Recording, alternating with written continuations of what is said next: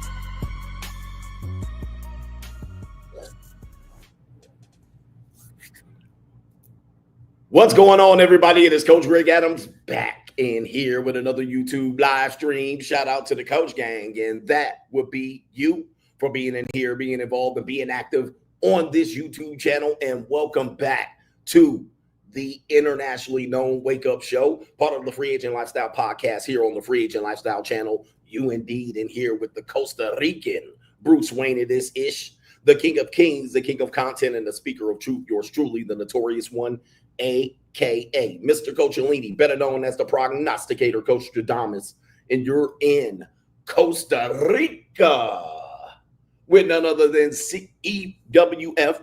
That is Every Woman's Fantasy and the whole fucking show. I'm the CEO, Niggero, of Fixes Binds, LLC, the unbinder, the undebatable, the undisputed best entertainment here on YouTube. You can call me Senor Gregorio Graybeard. The Ticas love to call me Mr. Third Leg Greg. Also the man with one trabajo. That is the Mitch Slapper, and you guys are going to get slapped today. You can call me the Anointed One, the founding father of the After Pill, the junior college Tika sociologist, the Morpheus of the mating matrix, the chocolatey Confucius, the Black Moses, the deliverer, also known as the man that walks in the spirit of Elijah. I'm the man with more nicknames than anyone in the game. But in case you forget those names, just call me CGA. That is C God Allah, and I be the 14-time demonetized champion of YouTube. Long introduction, but we got a great show for you lined up today. We're going to review a video by a female, let's see what you call her, a female femininity coach. We're going to call her a femininity coach. She wants to give men and women 10 brutal truths about women and how they view men. And you Mitches are going to get a Mitch slapping and a wake-up call. We're going to review her content, and we're going to see if we agree or disagree on the 10 things that she decides to talk about, the brutal truths about women. Now, the video is directed towards her female clients. However, men have been partaking in this information to see how accurate this woman is in describing how women view men. And so the 10 brutal truths about women is directed to women, but it's going to be a learning situation where we can learn from men. So it is indeed one of the things he tried to do to correct women and hopefully see themselves in a light where they can improve themselves to make better decisions in relationships. But of course, we're going to learn from that as well. We also got an update on Bobby Altoff. You know, make more money, darling. We got her up here. And she said she thought her mother was a hoe. She thought her mother was a 304 because she had 2 baby daddies. Her mother was married, divorced, and remarried. And all her life, she thought her mother was a hoe. But the backstory is Bobby Altoff divorced her husband, make more money, darling, divorced her husband, and has now been in these streets in the wicked way with a whole bunch of niggies. All right, we don't have sound effects today, with a whole bunch of niggies, and she now realizes she's a hoe. All right, she's a hoe. Yes. All right. She realizes she's a hoe like her mama. All right. So anything, life comes fast and life comes full circle, man. Hey, I always tell you, young people, man, keep living. If you're a young person, you're in your 20s and your mid 20s, even your late 20s. Let me just tell you something. As a man that is about to turn 50 years old this year, let me just tell you, man, keep living. Life will humble you. You think you got life licked? Pause. You think you got life figured out? Just keep living. All right, just keep living, and life will teach your ass a valuable lesson. A couple of things that I'm going to just tell you just quickly off the dome. As a young person, when you think you got life figured out, life will humble you, and it will make you supremely aware that you didn't know shit when you were in your 20s. Now, I thought I knew a whole bunch when I was in my 20s, and I kept living. And so I got to the point where, as in my 30s, I got a piece of humble pie served to me. So in your 20s, you think you know it all. You think you're grown. And then when you're in your 30s, you get served a slice of humble pie. Maybe you're in your 40s, you get life serves you a slice of humble pie. You get a reality call. You realize you're not Mr. Perfect. All right. You realize you're not perfect. But then what will happen is your 40s and 50s, you'll start discovering who you really are. You'll start exploring yourself. You start making some changes in your life. Maybe in your 50s, this might happen. And you start to become self-reflective. You start becoming more self-aware. You start to realize that I need to become humble. All right, instead of running out here trying to knock everything down with my supreme knowledge. Well, knowledge is one thing, experience is the other.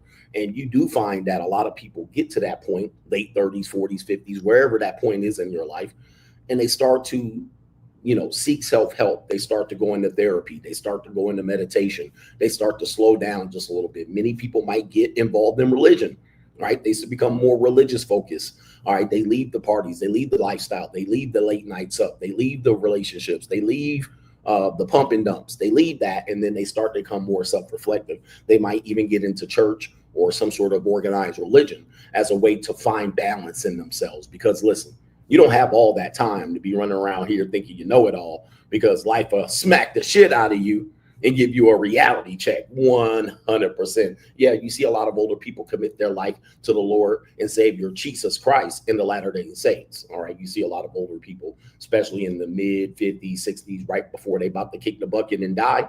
All right, they know that they need to turn their life over to the Lord. And so they'll become self-reflective in that moment. So just with young people, I meet a lot of young people and they have a lot of ego and arrogance about themselves. And certainly I can relate. I was like that as well. But you think you're going to go through life undefeated. You think you're going to go to life unscathed and unscarred with no scratches, no trauma. And let me just tell you, man, just keep living. Just keep living. You will find yourself by yourself real quick with nobody to handle you. Hey, listen. Here's another piece of life advice since we're talking. When you're in your 20s, you have a lot of friends. You have a lot of people behind you. You have a sense that you have a belonging. You belong to a certain group of people. And you believe that you will always have these people to fall back on in life, especially if you have tough times. But let me just tell you something. That's not true. All right. A lot of people will abandon you. You will outgrow a lot of people. You will abandon a lot of people in your lives, and you will leave people behind. They will leave you behind. All right. In your early 20s, maybe your mid 20s, your late 20s, you think these people are going to be growing with you and going with you, but you might surpass them in growth. They might become stagnant. It might be vice versa. They might become, you might become stagnant and they might grow past you. They may elevate and evolve into a different life. And then you don't have these people around. And certainly it's hard to develop and cultivate relationships, new relationships in your mid to late 30s and going into your 40s and 50s. Many times you might just be a lone wolf and you might be all by yourself. Certainly in your people in your, your mid 20s aren't going to be around in your late 30s. These people are not going to be around. All right. You might think you're thick as thieves and you guys are inseparable or inseparable. These people will not be around. And it's going to be difficult to cultivate relationships of supportive people when you're in your 30s and 40s and 50s. If you take a look at Dr. Umar, take a look at Dr. Umar. Recently, he's been on Al Gore's internet complaining that he's going broke. And I certainly would not make fun of people who are social media personalities who are finding themselves on hard, difficult times. It's a reality, whether he deserves it or not. But you don't have anybody to call to. People will not feel sorry for you. People will just be like, hey, tough titty. That's the way the ball bounces. That's the way the cookie crumbles. And it is what it is. All right. Hey, you're a grown ass person. Go ahead and pick your panties up. Like the rest of us, put your shoes on one foot at a time. All right, them people will not be here.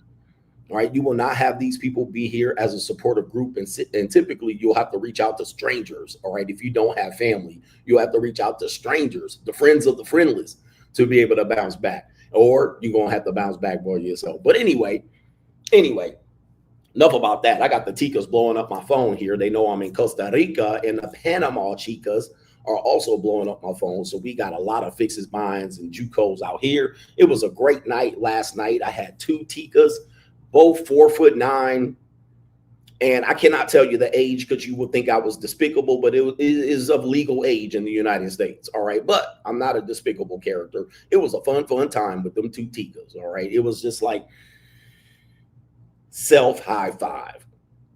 It definitely was a self high five moment, and this hotel room was smelling like burnt rubber. All right, but that's neither here nor there. We had touchdown Tika for CGA coming up here, and it was a fantastic time here. But anyway, to contribute to today's show, $ the Notorious CGA on the Cash App. It is Venmo. Coach Greg Adams TV. It is PayPal. PayPal.me/Coach Greg Adams. And that is near the top of the description box on the Free Agent Lifestyle channel. And you can super chat by clicking the link on the top of the live chat on the Free Agent Lifestyle channel. Do me a favor, man. Hit the like button on this stream. And also join us over. Oh, by the way, last night's Money Mindset was a legendary Money Mindset. Who's on the Money Mindset? Press 1 if you were on the Money Mindset last night. We had Theo, WAF, talking about AWS and AI cloud solutions, certifications in many areas and avenues of this particular genre. I was completely lost, to be honest with you. All right. But if I ever fall on hard times, I'm going to call Theo. All right. I'm going to say, Theo, I need a pivot, homie. Tell me what to do. The Money Mindset was crazy. The replay will be up. You know, when I'm out of the country, I don't have the same ability to upload as I do when I'm in the United States. Basically, it takes a long time to upload videos, especially the size of a Zoom call that is compressed. But the replay will be up, and it is a replay you do not want to miss. All right. If you are a lost soul, if you are misguided and undecided, if you lack direction, you need to get on the Money Mindset. It was an amazing Money Mindset. Oh man, it was crazy. So if you're trying to struggle, if you're struggling and you don't know what direction to go in life, all right, you need to watch that Money Mindset video. It's patreon.com/Coach Greg Adams. And wow. All right. I was impressed with Theo WAF's presentation on how to get certified. And he's getting people 2 and 3 jobs, 100 grand, 150, 160 grand, but it ain't going to be easy. All right. If you're thinking this is going to be an easy transition to 100 grand and 200 grand jobs, all right, it's not. You're going to have to do the work and study and be passionate about this. But it is an avenue, especially for black men, young black men, to put your pedal to the metal and advance so you don't get priced the F out of life. All right. Anyway, somebody says you got to buy a laptop, bro. I'm streaming from a laptop. It's amazing. It's amazing what people suggest that I do. And then I'm actually doing it. You know, people think they're a genius. He says, bro, you got to buy a laptop. I own several laptops, but I'm streaming from a laptop.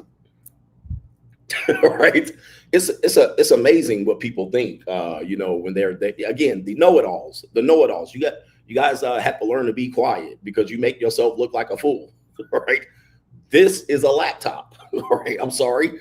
And I have 2 phones. I'm not streaming from my phones. Like, people are weirdos when they think they know it all. Again, we talked about this. The Mr. Know-it-all people. This is a laptop. All right. So he's talking about me uploading. It still takes considerable amount of internet space to upload when you're on slow internet. All right. People are weirdos. I tell you, man. All right. So he says the mobile, hey, don't worry, the replay will be up. Don't worry about it. All right. What are we doing here? People are crazy. All right. So anyway, what are we doing here? We got some earlier contributors to today's show. By the way, I think I said this already, but to contribute to today's show, $ the Notorious CGA. It is on the Cash App. It is Venmo, Coach Greg Adams TV. It is PayPal, paypal.me/Coach Greg Adams. That's near the top of the description box on the Free Agent Lifestyle channel. And yes, you can super chat by clicking on the link on the top of the live chat on the Free Agent Lifestyle channel. All right, we got that out of the way, so I need to get to the earlier contributors to today's show. It is our brother. It is Ian. Patrick Williams says, salute to CGA. What's wrong with these soft-ass niggas? These soft-ass niggas ain't got it, all right? They ain't got it. That's what's wrong with them, and they don't want to get it. All right, they want to sit around and complain and victimize themselves. It's a sad, sad shame. Stanley Douglas II says, for the 7/28/2025 live stream, and we live here in Costa Rica. And what they call the Costa Rican locals, they call them ticos or ticas, obviously feminine and masculine, replacing the A and the O. But the ticas is what they call the female locals, particularly probably the young female locals. All right, and so this is Tica Central, and I want to salute all the ticas that are here.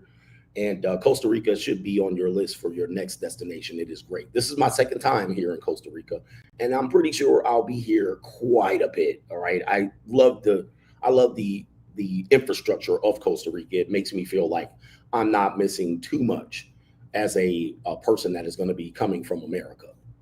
No Government Aim SD says, I saw a lady post that a man has the meta glasses. If the man has a meta glasses, he's a creeper because the AI is not that good. So they are secretly recording. They really don't want men to have anything or to be able to do anything. Have a great week. Yes, if the man has meta glasses. What about if women have meta glasses? I bumped into a woman that was wearing meta glasses, and she got up in front of everybody. She started recording. All right, but she did announce that she was recording. But yeah, I think, they're looking for an opportunity to kind of put men in their place. You got the meta glasses, creep. Macaroni Tony says, Money Mindset was litty. It was the revenge of the nerds and that mother. He says, Money Mindset is not for the sensitive folks. And Theo was not being, he was presenting this information for you sensitive Negroes. He was not playing with y'all last night. But the Money Mindset was a great, great show. We have the Ice King says, quick point to the point of spiritual women. He says right here, I came across this yesterday. This is a guy that asked Black women about not wearing their natural hair. This lovely spiritual woman said this. All right, there's a video link, but I won't have time to play it. Shout out to Jerome is in the building. Thank you, sir. And everybody hit the like button. We got Sky Daddy says, just wanted to put something in the collection plate for the Mitch slapping and the truth. All glory to the Most High. That's Sky Daddy 4444. Go ahead and subscribe to his YouTube channel. No Government Name says, would you suggest listening and learning from those who know better to avoid waking up when it's too late? Yes, there's several type of people on YouTube in this influencer world where they avoided the mistake. All right, they avoided the mistake. And particularly, let me say marriage, all right, because that's what men are concerned with and women are concerned with. That tends to be the thing that people talk about a lot. So you might have a consecrator that's been married and divorced, and they're telling you from their perspective. All right, they're like, never get married. This is crazy. What did I go through to divorce? I went through the bullshit, the family court system, blah, blah, blah. Then you have another consecrator he's never been married. And he talks about how he avoided. He talks about how he'll never get married. And he gives the reason why. Now, both of these people have a significant viewpoint. They have a great viewpoint, not that one's better than the other. Like, you don't have to go through a divorce to be considered a man of experience, right? I have experience, so I think I have a better perspective on it. But a person that has never gone through it, and he says he never will, and particularly go through it, that person has a valuable viewpoint. Doesn't mean they're wrong, doesn't mean they lack experience. They have a valuable viewpoint as the way they protected themselves and why they and how they were able to overcome the pressures of that system to say, I don't want it, and give their reasons why. Now, I will say the person that hasn't gone through it, he doesn't know everything about the system. He just kind of knows, I'm going to lose half of my stuff. I'm going to lose custody, right? He's going to say things like this, which is not going to be 100% true, but that's what he's going to present. I don't want to lose my money, which is going to be a good perspective. So yeah, you don't have to go through it to be able to say, Well, I'm gonna teach people what to do to not go through it. In essence, big game E. Coach, how is the demographics of the women down there? Are they all from Costa Rica, or are they visiting from Venezuela, Colombia, and a mix in there? Lastly, would you recommend us go for the first time there? And are you at Jaco Beach? Okay, so that's a great question. There's like 3 questions in there. But the demographics, Costa Rica, in some areas of Costa Rica, you do have some migration or immigration that comes in from a variety of borders that surround them. So there is some migration in here, but you will find that, I have found that in almost any woman that I've talked to in Costa Rica, they say they're from Costa Rica. All right, they'll say they're from Costa Rica. So they don't have a major migration problem where you see a major influx of people, specifically in San Jose, which is the big city. It's kind of central in location. So I don't see that there's a lot of people coming from the border towns that are mixing in with the group of women here or people. Now, there are some people that, you mentioned Jaco Beach. Jaco Beach is known as a party town, and it's also known as a place where you can pick up ladies of the night. All right, and you do have to be careful because there are a lot of minors down there in Jaco Beach, and I have been to Jaco Beach. It's an easy layup, all right, easy layup. You can go there, party and vibe, but you don't have to go down to Jaco Beach to find this. There are several hotels that are like the biggest whorehouse in Texas, all right, that you can walk up into, and then there's ladies there that are almost local there. Now, one thing that people have to understand is this, and this might rub people the wrong way, but I'm not afraid to talk about it. The ladies of the night it's legal here, all right? It is not illegal for people to conduct themselves in this way. And in fact, based on the economy, this is something that a lot of women choose to do when they're able to support their family, meaning their mothers, their brothers, and their grandparents by doing this endeavor. All right. So you will find that this is a major source of income for young women coming in. It is fully legal. There's nothing illegal about it. You're not going to get arrested unless it's a minor. All right. But it is something that it's pretty much known that if women take this course of action, that it's somewhat normal. All right. Not normal, but it is like, hey, women do shit like this. So yeah, Jaco is a place to do this. You can also do this in places in San Jose, and so forth and so on. And it is legal. All right. But yes, Colombia is a little bit different. They do have a lot of influx of women coming in and citizens coming in from Venezuela. So you will have a mix. In fact, if you're down in Colombia, which I will be, you will find that many women that you meet might not be from Colombia. They may be from the outskirts of towns, and including Venezuela. Okay, so now that we got that done, all right, I think we do have the first part of the show, which I'm gonna have to figure out where it is, all right, because I got 4 tabs open on my laptop. Right? Yeah. You got to get a laptop, bro. All right, we got Doom and Gloom CGA. It seems like the next segment up. So my air conditioning went off. I think I might have a problem because I'm going to need that air conditioning. But let's get Doom and Gloom CGA up and have a little fun as soon as I find the intro, which I haven't found yet. All right, I'm on StreamYard, so I don't even know where shit is over here. And okay, I found it. Enough about that.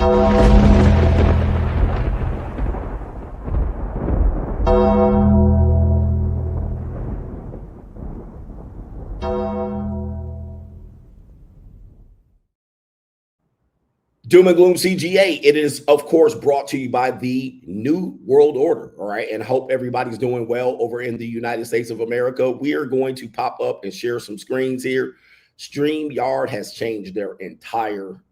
All right. I don't even know what I'm clicking on right now. All right. What am I clicking on? All right. Here we go right here. We're going to share a screen. Doom and Gloom CGA. Did you guys hear? This has been something that we've been studying for quite a long time, and we've been hoping to. Hopefully this is going to come about where you guys can make a very, very conscious decision about your future and your health. More depopulation agenda here going on. And they're announcing here that birth control pills for men just passed the first human safety test. And experts say the plan to make them available on shelves by the end of the decade. So we're talking about the end of the 2020s. which is not that far away. We're talking about 4 years coming up here. And I do want to ask you, you guys can express this in the chat if you'd like to, that, you know, we're now getting into the point where men can make some decisions, my body, my choice. Men can make some decisions about their health and their well-being if they want to produce children and this and that. And of course, they do say that there are limited side effects. Okay, listen, this is going to be the side effects on this. I mean, listen, there's no medication. Nothing is without side effect. Let me just say that. Even sugar which is a drug, has side effects. Caffeine has side effects. You know what I mean? Taking too much vitamin C could kill you and have side effects. So everything has a side effect. In fact, if you're one of the first people who are doing this as a trial, yeah, you're going to have some side effects. I mean, I don't know what's going to happen. What if you want to reverse something like this? It's going to be absolutely crazy. But you definitely can't reverse this more than, well, I'm not saying if you can reverse it, but I'm pretty sure you would not be able to say, okay, I'm going to get off birth control and then have some healthy, productive kids. Your kid's going to come out sachet, Shantae. Your kid's going to come out slow and dumb as a box of rocks. Your kid's coming out definitely on the spectrum, if you will. And I do know that a lot of guys would probably go and volunteer for this without even reading what the side effects were. We know this because some dumb niggas will do it. By the way, it's interesting enough, they have a black man as the person taking the birth control. I wish I had the Price is Wrong button right here. You notice they got a brother holding the male birth control pill because, yes, you're the intended target market for this. You are the ones that this is coming straight out of the book of Kill These Negroes. All right, this is right out of the book of Margaret Sanger. All right, Margaret Sanger's legacy is still alive. All right, Hillary Clinton still pushing Margaret Sanger's agenda. All right, who do they want to take this pill? Niggies. All right, and you niggies gonna take this pill because y'all been taking everything the white man been giving you. All right, crack, guns, shooting up your own people. All right, tearing up the neighborhood. All right, yeah. Y'all take anything the white person give you. Having your women early terminate their pregnancies. All right, yeah. The niggie is the intended target for this one. Right, and Margaret Sanger is immortal. But let me see if I can read this and see what they're announcing here. Researchers have successfully completed the first safety trial of the YCT-529, a non-hormonal male birth control pill that temporarily halts sperm production by blocking a vitamin A metabite in the testes. Yeah, I don't know, man. Right? I just don't know. He says right here, this approach is different from the hormonal option, and early results show that it's safe and well tolerated with no major side effects. Buzzer. All right, no major side effects? I think not. All right, so anyway, the study conducted with 16 men who had previously undergone vasectomies as a precaution. Okay. All right, participants received varying doses, which between 10 and 180 milligrams, with some also testing how food affects the drug. Whether you take it before you eat, empty stomach, or after you eat, or with food. The drug stayed in the body long enough to suggest one daily dosing could work and proven effective. If proven effective, what's next? The trial tested safety only, not whether it is actually reducing sperm. All right, more studies are underway. If approved, the final dosage may be around 180 milligrams per day. And it says right here, the final dosage, ring the bell. Why does this matter? Well, male birth control options are currently limited to condoms or vasectomies. A non-hormonal option can reduce risks of mood and libido change. All right. And this is there's a growing demand for this. Surveys show that men are open to new contraceptive methods. All right. And I'm not going to go in more and more here. You see the information there. You can also find the source for the information, which is the scientificamerican.com. And they talk about the male birth control pill, specifically the YCT-529. And it says it passes the human safety test. It doesn't pass the test whether it's going to reduce sperm. All right. So because, you know, they did it against men who had vasectomies. But yeah, that's going to be an option for you. And yes, they don't want you niggies to make it past 2050. Obviously, you're the intended target for this. All right. Goodness gracious. All right. That's, I guess, do we have any more doom and gloom news here? We do. No. Yeah, we do have more doom and gloom news. This is going to be an interesting one right here. Doom and gloom CGA. Let's check in on ChatGPT. Anybody know this about ChatGPT? According to Sam Altman, I'm not going to say his name or his race. You know, we're not allowed to say that, although Fresh and Fit has been saying it recently on their show. All right. ChatGPT CEO Jugaro, Sam Altman says people sharing personal information with ChatGPT, but they don't know that chats can be used as court evidence in legal cases. Ring the bell. All right. Ring the bell. All right. Specifically for Gen Z, who are literally using ChatGPT as a diary. All right. And they're also snitching on themselves. Yes, Gen Z people, you're snitching on yourselves. All right. You're all the conversations that you're having with ChatGPT. If indeed you go to court, all right, you can use they can use your ChatGPT transcripts, whatever you've been reporting to your AI in legal cases. Did you guys know this? In evidence against you, you're committing what are you? Self snitching, all right? Who knew? I mean, I thought you knew that. I know a couple people going to jail right now. All right, if they ever catch a case, they going to jail. Right, they go to jail because I already know they discuss certain things with ChatGPT. They discuss everything with ChatGPT. There's a lot of you that have had great conversations with ChatGPT. I typically don't have conversations with my ChatGPT yet. All right, I'll just ask them a couple of things here and there. All right, but I have seen people having extended conversations with ChatGPT, but I damn near hope that none of you people have reported yourself and self-incriminated yourself in crimes against yourself. All right, so, okay. Was this meant, this is where you ask, was this the intended reason for the production of these devices? And how far does this go? Does this go into your Alexa or any of your bots that you're going to have? Let's say you have a homemade bot in 2032. You have an Elon Musk bot, and your bot sees you out here cheating on your wife or committing a crime, or you reported that you committed a crime, or you're having conversations with somebody else, a human person, and your bot's listening to you, your Alexa's listening to you. All right. Is that going to be used against you? Is your bot going to be used against you, like your sex bot, right? Your sex bot's like, I like grape culture, all right? You can grape me tonight, and then you participate in some role play grape, and then you're on there, they recording you having grape sessions with your bot. All right, man, the New World Order is busy, all right? And I'm not going to say which race, what people. We know that we can't say that. All right, snitch GPT. All right, snitch GPT, but of course, you volunteering this information, I'm pretty sure you agreed to this in the terms of services. You should be fully aware of this. And if you weren't aware of it, you better be aware of it now. I don't know if you can clean it off.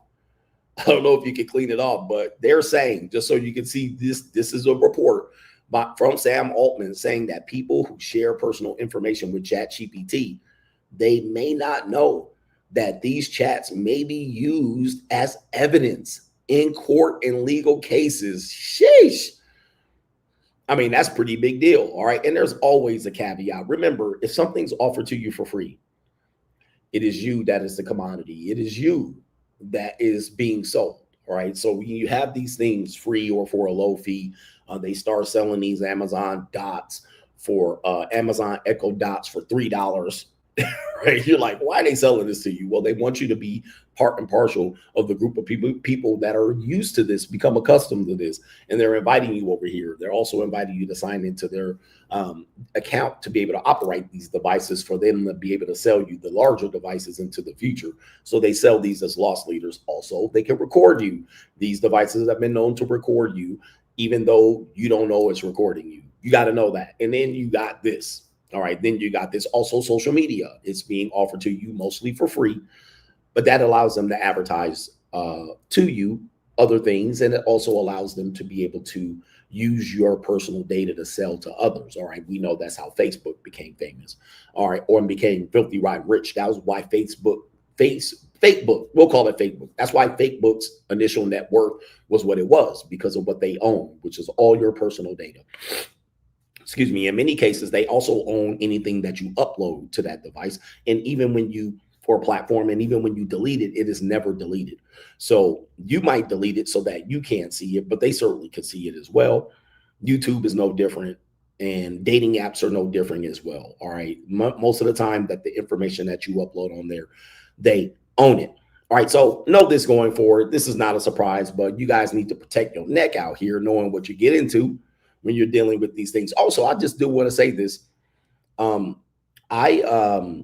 actually was dealing with the situation, a contract in which that was kind of implied. All right, it was implied in the contract that if the government did get involved or a lawsuit was a result of this, that the information that I was providing to a company to do work for me can be used in a lawsuit. It can be used as evidence against me. And that was a big point of contention for me to be able to go forward with any dealings, because I'm like, hey, all I want is the service.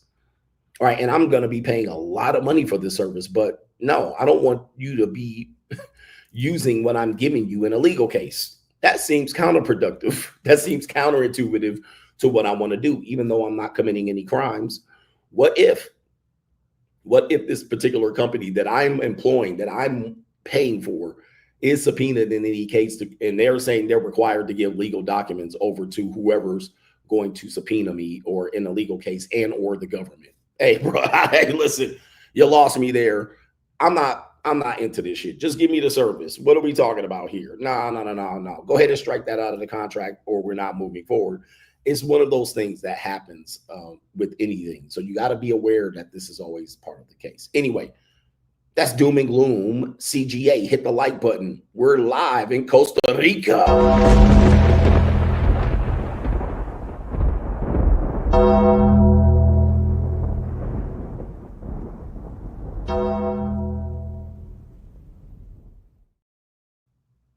Okay, that's Doom and Gloom CGA. Appreciate y'all for being here. We have a great show lined up for you today, man. Coming up next, we got Straggle and Sniggle Theater, an update on the CEO of that company who lost $50 million per year for dating a human resource mud duck.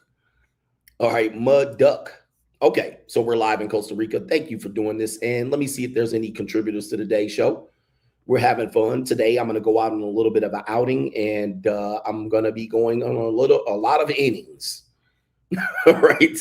I'm going to go on some outings and some innings today. And I don't even know if I have the stomach. All right. I do have the stomach. I don't even know if I have the stamina.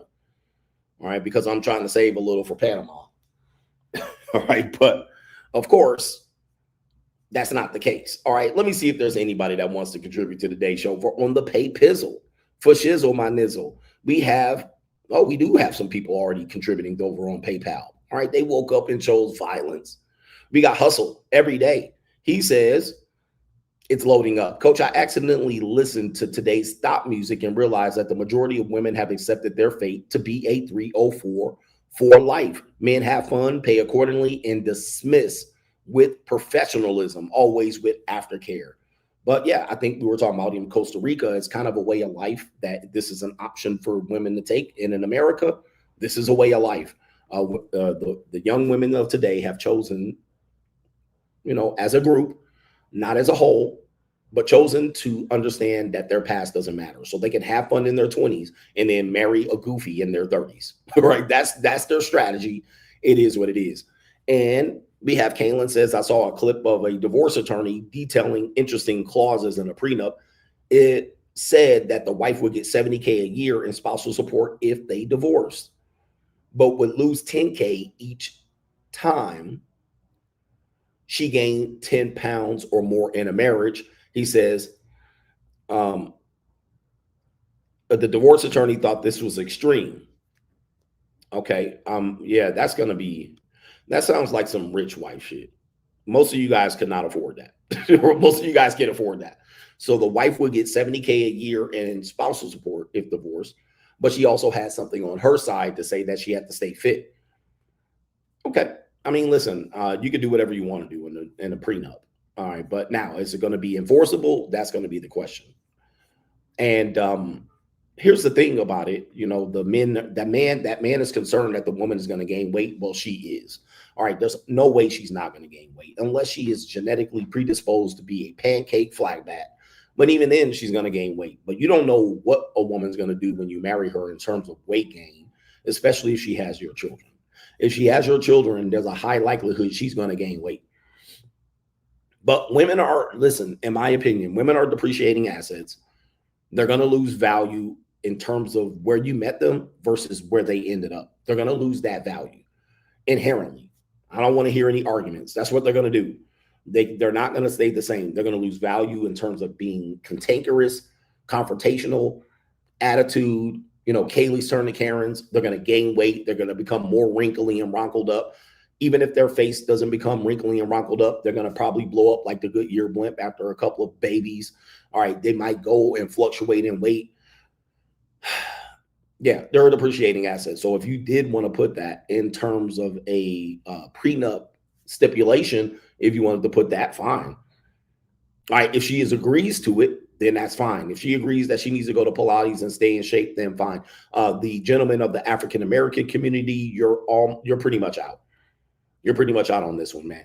Listen, I was recently with a large group of African-Americans. I could not believe the amount of obesity that was prominent amongst this group of people. Now, this group of people, I'm not shitting on them, but the women were largely obese. I mean, obese. I mean, it was unbelievable. And many of them had mates. The mates were not obese. The mates were skinny. The mates were in shape. All right, but the obesity rate of this particular demographic of people is outrageous. I'm talking about young and obese, like under 30, mid 30s, obese, not thick. I mean, these people are fat, all right, just absolutely fat. But unfortunately for this group of people, which is going to be detrimental to them, the niggies like fat women. They like big backed women. All right, that's what they like. That's what they like to pleasure themselves to. Now, there's something that is going to be a direct correlation of this type of thing. It's going to be poverty. Okay, so poverty is a direct correlation with these two things that we're describing. So women that are going to become large, men that like large women. And if you combine these two, it equals poverty. That's what it equals. All right, there is you can take the bell-shaped curve and then you can put the bell-shaped curve against everything that I'm saying.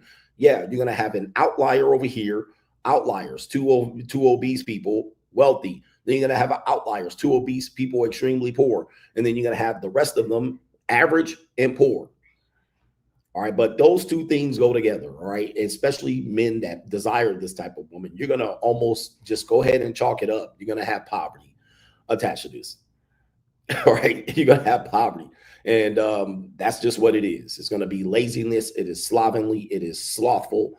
It is absolutely definitely a reflection of self-hate and help, possibly self-hate and harm, and possibly trauma for you to conduct yourselves and lose your shape like this. And I'm going to tell you, if you're a man or woman listening to me, you better get your life together really quick here. I have never been fat. I've had a little bit of a baller belly, as the young women of the JUCO like to tell me. I do have a 4-pack now. I've been working my ass off for the last 6 to 8 months, and I was in great shape about 10 years ago. Can me tell you something here? It's hard to get back into condition. It's hard to get back in shape. It is very hard. It is not easy. Do not think that is very easy. I know you guys have drugs, Ozempic, and these type of things, lap bands to get you in shape. But what keeps you in shape and what gets you in shape are two different things. Do not let your body go. If you're a young man here and you got titties on your chest like a woman, you better get yourself in shape right now, please. This is your altar call to come down right here. Fatness never prospers. Fatness never prospers. All right. If you like fat women, use them as recreation. Do not use them as your number one mate selection. That's what I'm telling you right here. Like, I like young women. I don't want to pick one as my wife. All right. So I use them for fun. Right. They're not going to be my wife anytime soon. I know how to separate and segregate this thing here. All right. I can't be running around here with fat women representing myself as my claim. But again, if you like fat women, if you like overweight women and obese women, have fun with them. All right. Ride the boat. All right. Slap their ass and ride the wave in. Whatever you got to do. All right. Whatever you got to do. But don't be running around here thinking that you're going to make a fat woman and you into a wealthy person. It's not going to happen. All right. Unless you guys are a social media content creator or something like that. I have no idea. All right, but they hate themselves. You cannot love yourself and then treat your only one vessel, your vessel, as this. Martin Muhammad, coach, just checking in to say thank you. And life will also serve you a piece of humble pie in your 50s, as evidenced by my ongoing divorce. The real truth is that no one tells you in life that life doesn't get easy because you get older. He says you should have learned how to handle it. Shout out to Mark Muhammad. Yes, life will continue to humble you. All right. So we talked about a lot of people in their 40s and 50s. They had high ego and high arrogance in their 20s and maybe their 30s. They got served a piece of humble pie. You got laid off. You might have went broke. Your business failed. You might have had a divorce. Your kids fell out of like and love with you. Everything you worked hard for, you may not have a result of, or you might have worked hard for it, gained it, and lost it. So life is always continuing to teach you. And let me tell you, man, around the corner from your 50s is death. All right. So death is staring around you and you're looking up at the clock and you got 25 years left to correct it. You got 25 years left to correct it. And then I just went to my grandmother's funeral. Rest in peace to Betty. All right. Lady BJ. Rest in peace to my grandmother. All right. She lived a great 86 years and she lived, she lived a variety of lives and touched hundreds of thousands of people's lives in a positive way. And I went to her funeral this weekend in Milwaukee, Wisconsin. Shout out to the people who recognized me at Mitchell Field Airport. Shout out to you brothers at the rental car station and in the store in Mitchell Field and everybody that recognized me outside. The CGA is the internationally known one. Rest in peace to my abuela. Well, let me tell you something, man. Sitting in the funeral will really make you realize how much time you have here. All right. How much time you have here. And what are you going to do your most productive years? All right. I've seen a lot of people, they were talking about how they was living it up in the 60s and 70s. All right. But now they were sitting there in their 80s and having deep reflection. There were older people sitting in the funeral next to me, knowing that they was going to be in that casket in T minus 2, 3, 5, 10 years. All right. They ain't got very much time left. And that humanity, that sense of humanity is present, ever present when you're sitting at a funeral. I haven't had a lot of close people die in my life. All right. And that was probably my closest person that has, died to me. And I'm very fortunate that I don't have to experience death of close ones in my life. But the time keeps on slipping. All right. So when you get to 40s and 50s and you get that slice of humble pie and you got to start life over, just realize you might only have 10, 20, 30 years left on the clock. All right. 10, 20, 30 years. You ain't got forever. And you got there from your mid 20s and your early 30s. And now you're sitting there 10, 15 years later with a slice of humble pie sitting in front of you, eating a whole plate of shit, knowing that you only got 10, 20, and 30 years to correct the shit. And really that last 5 or 10 years of your life, that's not going to be productive. You're not going to be very functional. The majority of people, you might have arthritis. You might have Alzheimer's disease. You might get cancer. All right. There's a whole bunch of things that you might have where you might be struggling and laboring and lame for the last few years of your life, especially if you over here fat, where fatness never prospers. And then who gonna carry your casket with your fat ass? All right, so that's the reality of life. Yeah, diabetes, the gout. Yeah, you might have a whole bunch of issues that you might be lame and laboring for the last couple of years of your life. So you can't even count and bank on that. You certainly ain't gonna be fucking nobody. All right, I hope I'm 80 something fucking somebody. I hope I'm in my 80s just crawling on top of a young broad. All right, come here. All right, they already think I'm old, but imagine if I'm still functional and shit, and I'll be taking pills and I crawl on top of some young girl who's just right. All right, and I am able to crawl and flop my body on top of that bitch. All right, I'll do it. All right, and if my shit ain't working, I got fingers and a tongue. I'll let it happen. Fuck a STI. All right, I'm gonna be checking out here. Checkout time in the T minus 5 years. All right, but all right. So this is the reality of it, where men, you have to understand, the content creator known as Dennis Sperling had this great thing that he talked about, the 4 quarters of life. The 4 quarters of life are legit. All right, your first quarter, you really can't even claim as your own. You're a child, you're a baby. That's your first 20 years. Your 20 years after that, your 20s, your 40s. All right, this is your second quarter of life. Your third quarter of life, which I'm in, are your 40s to your 60s, and your fourth quarter are your 60s and 80s, 60 to 80. So those are your 4 quarters. Your prime years are in the second and third quarter. Unfortunately, the second quarter, you just getting your ass kicked and whooped. Life just handing you a whole camp of whoop ass. Your first quarters, you're a baby, you're a child. All right, so your life is lived in your third quarters, and you hopefully, if you live your life well, you get a good fourth quarter. If you haven't, you ain't even gonna see the fourth quarter.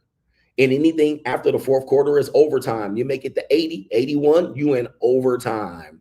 So realize at the overtime, anything can happen. Nigga, what is it? It's what do they call it in overtime? But the first person who scores wins, sudden death. All right, ding. It's sudden death in overtime. All right. Hey, first person to score wins. You don't score, you lose. So after 80, it's sudden death. So it's definitely what's going on here. And I'm on my third quarter. But again, I'm in my third quarter looking at 20, 25, 30 years on the clock. All right. And some sudden death. All right. So I'm going to live it up. All right. People look at my life, the free agent lifestyle, and say, Coach, out here living. All right. I'm taking the fruits of my labor. I'm taking my rewards and I'm out here living. All right. I ain't got time for these hoes and these hookers and these 304s to distract me. All right. Whatever they got going on in their life, that's their life. Me, on the other hand, I'm out here living, putting hands on hits and touching the world with my message. All right. And you don't have to agree with my message, but my message is the message. All right. I'm trying to get men to live free. Anyway, enough about those rambles and rants. I hope you guys learn from it. But Mark Muhammad, he blessed us with a great piece of support that made me remember that I'm here to teach.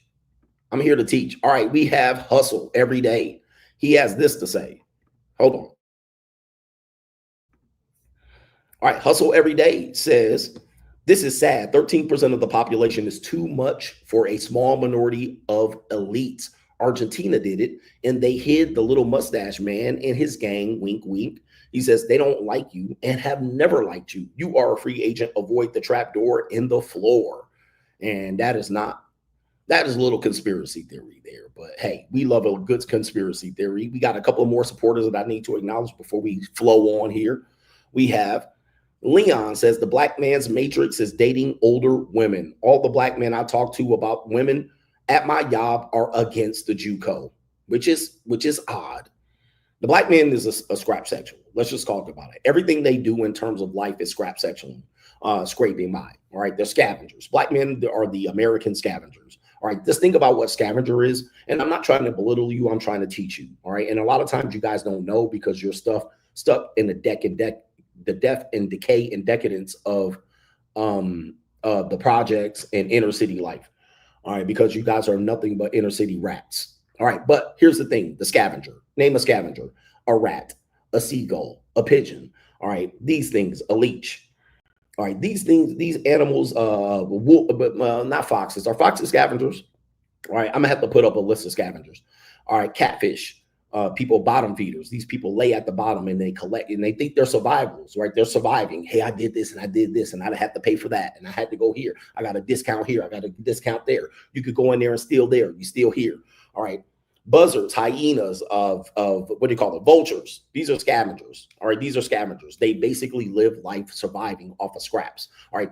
Things people leave laying. They steal from people. Seagulls steal from people right off their blanket, right? They get bold. They're emboldened. They're not scared. They're not scared to get hurt, right? A seagull will walk right up to you and they'll steal your bag of chips and look at you dead in the face like, what you going to do? All right. This is how the black man is in America. He's a scavenger. All right. So he'll steal from you in broad daylight and he'll educate other people to steal from you in broad daylight with no fear, like a seagull at the beach. All right. So these people, this is how you live and this is how you grow up. And it's sad because most time you're not exposed to any other options. You don't know any better. You don't realize you're a scavenger.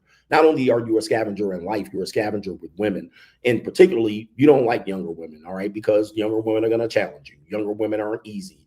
Younger women are seen to have a lot of risk associated with them, right? In terms of pregnancy and these type of things. So what you'll do is you'll go for the overweight, the downtrodden, the lackluster, the washed up and washed away, the women that have less men competing for them, this type of thing. All right. And you will value this as a seagull will value a bag of used chips at the beach. All right. So all right. So I'm just describing you. I'm not belittling you and putting you down. I was educated to be a scavenger until my mother exposed me to another alternative lifestyle where I can make my own food. I can make my own way. I don't have to depend on scavenging and stealing and thieving and conniving and sneaking. I don't have to be able to do that. So I appreciate and applaud my mother for exposing me to this. Now, a lot of people don't want to expose their kids to this because they think that's other people's culture that doesn't belong to them. So they want to go where there's comfort, where their women are fat and you can't challenge them. All right, where you have to let the women tell you what to do and you're scared to open your voice and stand up as a man. So you go under those women because it's your culture and you're comfortable there. Obviously, those women are comfortable there. Look at the sides of their rear ends. All right. They're not doing anything. The men can't challenge them or change them to do anything. And even if you do pressure them or press them to do something to make themselves better, well, then they don't want to do it. This is because you're a scavenger. All right. And you guys don't realize that you're on survival mode 100% of the time. And you don't want to go with women that are going to challenge you, that have a lot of competition. So you tend to go after older women, women that are obese, white women that are in their later years. All right. They are washed up, wrinkled up necks and skin. Trust me, I've been there and done that. Yeah, low-hanging fruit, and you tend to put it up as a trophy, or you tend to tell everybody how much you didn't pay for it, or you didn't have to make a great effort for it, and that she really liked you. Scavengers love to be liked, but they hated to be hate. All right, but they're used to being hated. They're like gnats. They're like buzzards. They're like nobody wants to be around them. When they come around, people put up barriers around them to prevent them from doing what they do. Scavengers shit on people's head for entertainment. All right, you guys realize that you're trained up to be a scavenger. All right, and you're on survival mode 100%. So you have to differentiate yourself from the scavenger population of people here and then try to choose better. All right, choose better lifestyle, choose better women, choose better ways to earn money. All right, for real, for real. All right, but you don't want to do it. All right, I'm telling y'all too much, but we got a couple more contributors that we need to get to, and then Straggle and Sniggle Theater. What do we got here? Kevin W says, my mom is a boomer, was accidentally introduced to you during her visit. She was shocked and appalled at the content. Mind you, this is only on YouTube, but she did agree with you on one thing. Porsches that are beautiful cars. All right. Shout out to your mom out here that had to catch CGA laying it down. She didn't agree. She didn't agree. And I don't expect older women, in particular, I know this woman is a sister. She's a black woman. So I don't expect that she would agree with me on anything. But here's the thing. Anytime women don't agree with me, I know I'm right. I know I'm right because I'm the male that doesn't care about what women believe or women, you know, I don't care what women think about me because I'm not trying to have sex with them. At least I'm not trying to have sex with them in a way where I like them. All right. But I'm not trying to bum sex off of them. So I tend to be able to tell them the truth and be direct and honest and forthcoming, and they can at least appreciate that. The reality is when women don't agree with what I'm talking about, then I know I'm doing it right. When women agree with me, then I'm pretty much pandering to them. There's only one way to do it, or two ways to do it. You can pander to women and tell them lies, or you can tell them the truth. I can pander to them and make a big bag, but I choose not to. I choose not to because I can't live with myself. I won't be able to sleep, and I would just have a whole bunch of overweight, fat women around the world that would actually want to be with me. All right, I'm making it easier for fat women to contact me if I do this. All right, not highly attractive women don't need to be pandered to. All right, they already on living life on an exceptional mode. They're living life on easy mode. But anytime a woman's disagreeing with me, I know I'm telling the 100% adulterated truth. Last one, no government name. Do you think the number one reason people cling to religion is it because it gives them their ego a false sense of importance without doing or producing any tangible things for society? The number one reason people, well, I can't say it's the number one reason people cling to religion. I think number one reason people cling to religion is because they have a sense that in the afterlife, they're going to be punished. All right. That's what's happening here. All right. And they may not have any or much life to correct it. Okay. So that's what they cling to religion for. They feel in the afterlife they're going to be punished. They're going to be punished in the eternal lake of fire, and they don't want to do that. They want to be rewarded by giving a free pass, a ghetto pass into heaven by committing crimes in their early 20s and 30s and living it up and drinking and partying and drinking and smoking and fucking. And then they want to get to a point in life where they want to have all their sins all washed away and be redeemed. That's typically what's happening there. Or they have a fear of the unknown. All right. So they cling on to that as a sense of what you're talking about. Now, the last part you're talking about is another reason why the ego, the self-importance, where you think there's a man in the sky watching over you, everything you do and everything you say. Shout out to the great George Carlin. And you think that the Lord is just watching you. Now, That is ignorance, because if you think about it, there's like, what, 8 billion people on the planet, potential to be 10 billion at some particular point, more likely to be 10 billion. Boy, that is a big ego. All right. Right here. That is a large ego to be thinking that this person or this spirit that you call the omnipotent one, all right, that's watching you the entire time masturbate and gooning to porn. All right, the ego that it takes for a person to actually reach this particular mindset. I mean, what civilized world do you live in where you think that's possible? Of all the things that could be going on in this person's important time, they're worried about you and all of the sins you're creating. That is crazy. All right, that is a crazy amount of ego. But of course, people have had these particular belief systems, lived in a smaller world where they couldn't explore and realize that there was a massive world and planet, solar system, and galaxy that has a major concern. There's volcanoes looking to potentially erupt in the United States, and you're running around here talking about somebody's watching you. Okay. All right. Anyway, they've been watching you sinning every day, and for all that sin and falling short of the glory of God. Go ahead and pray for the people of the Lord and Jesus Christ and the Latter-day Saints. All right. So anyway, do better for yourself. Do better for yourself. Don't think you're going to do better so you don't get thrown into an eternal lake of fire. You go to heaven. You go to hell. All right. You're probably going to hell. We probably in hell right now. We probably in hell right now for all you know. But anyway, enough about that shit. Coming up next is Straggle and Sniggle Theater. Soon as I find the intro. Okay. Like, ride with me if you ride with me, you can slide with me if you feel like 550 on the 5 sticky, come get high with me, that's a deal, right? Straggle and Sniggle Theater, do me a favor, man. Hit the like button, whether you agree or disagree with me. You do agree that this is the best entertainment here on YouTube. I'm doing this on the fly, live from Costa Rica. And I got the Ticas already, man. They woke up in the morning and they chose violence. All right. They're like, CGA, am I going to see you, CGA? CGA, I want to see you, CGA. All right, CGA, are you in town, CGA?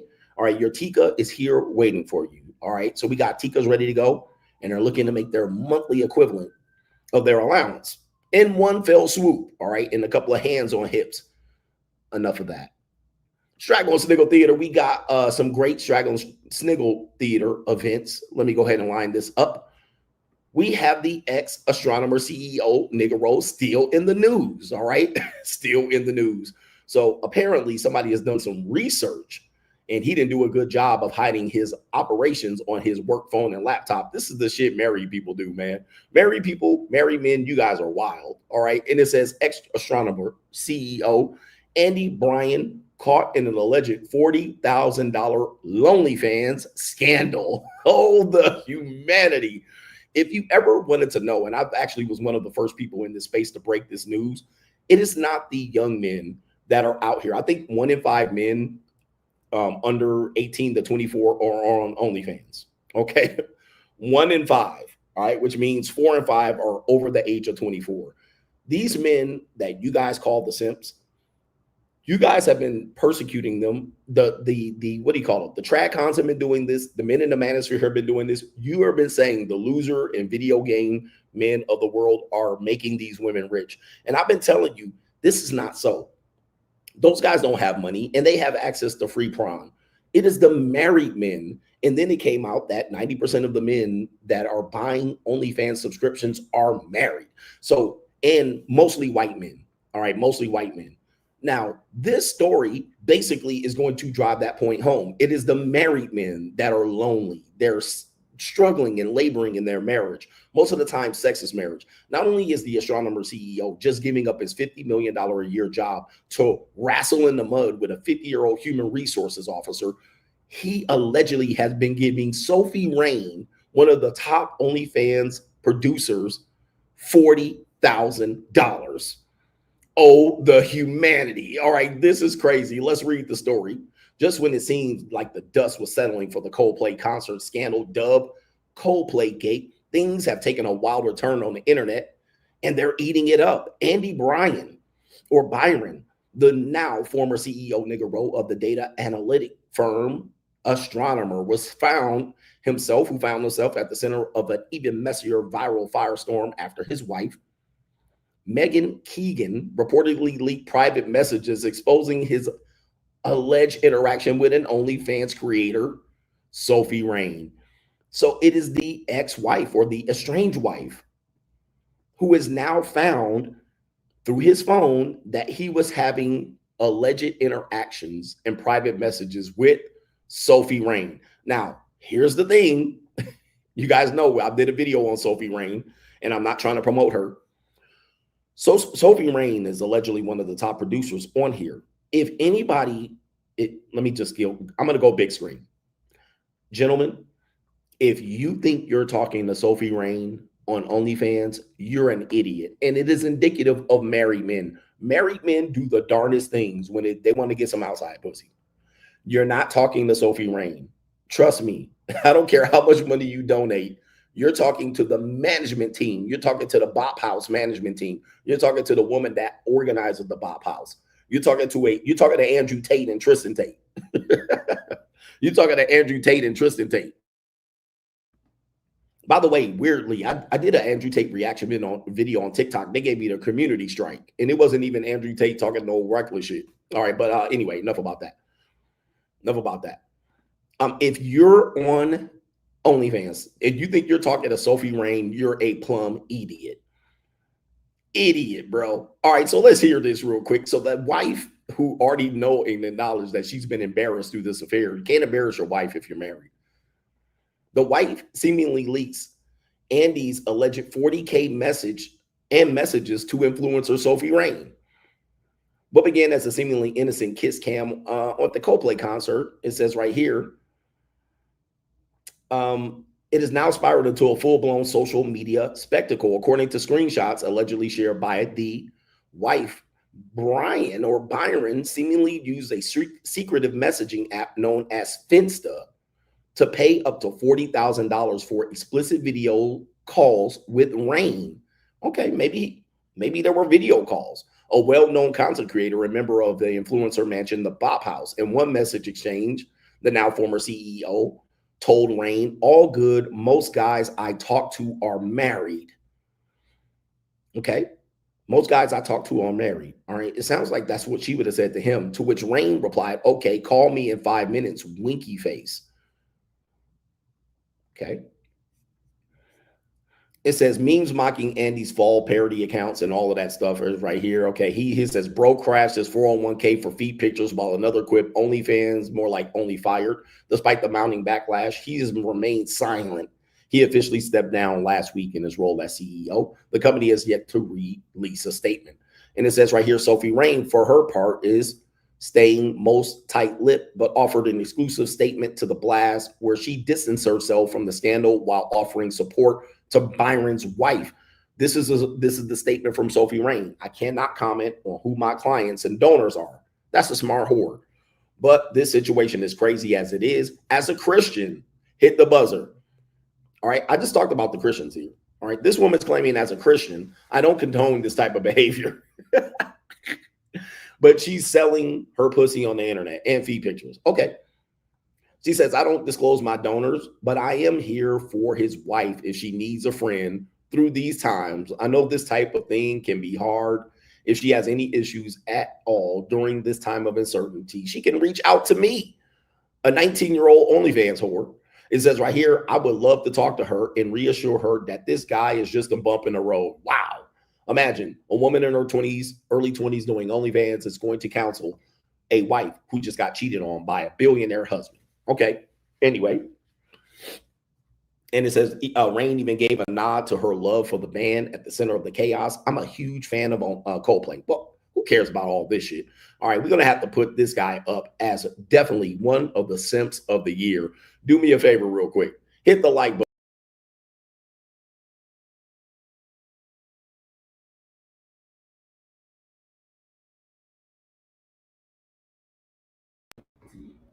All right, we back.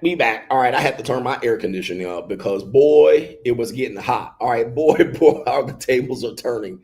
All right, but it sounds like that she was indeed doing the content that he was requesting. All right, so $40,000 to Sophie Rain to get personal video calls.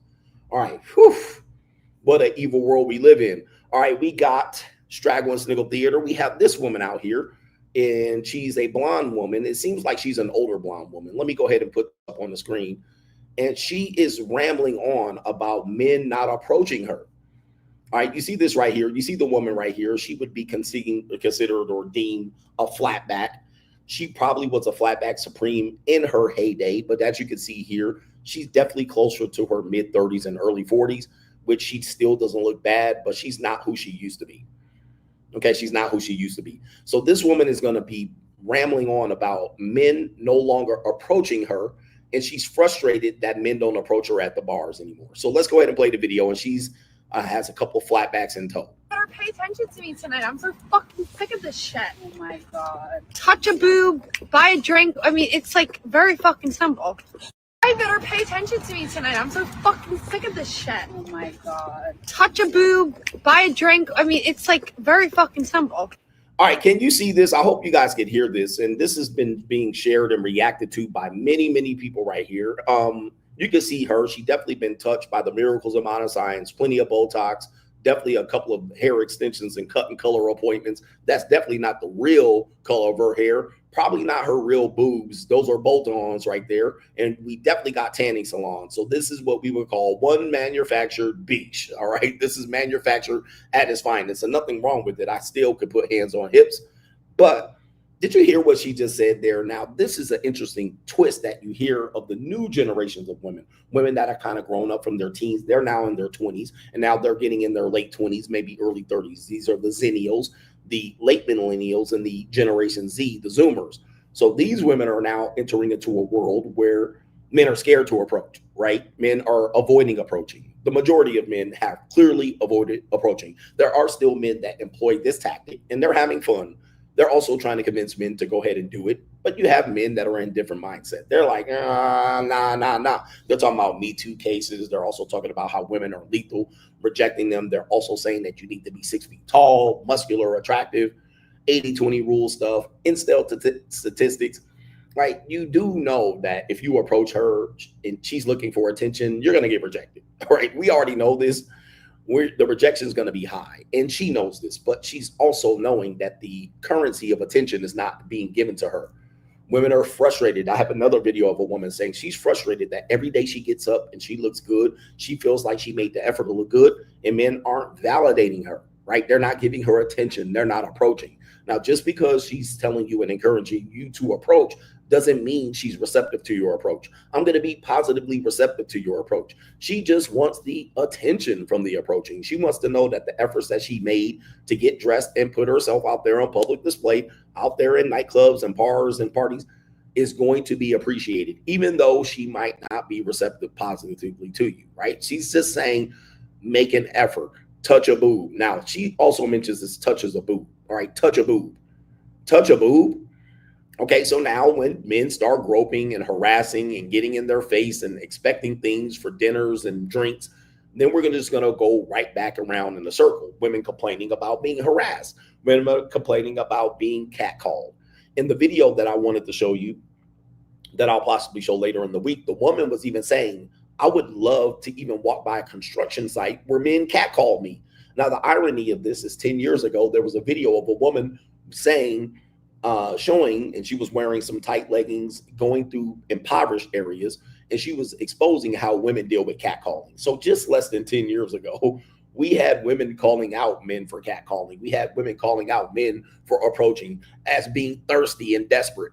And now we're having full circle this conversation. This is why, we've never put women in a position to make rules for a stable society and actually create social mores and norms.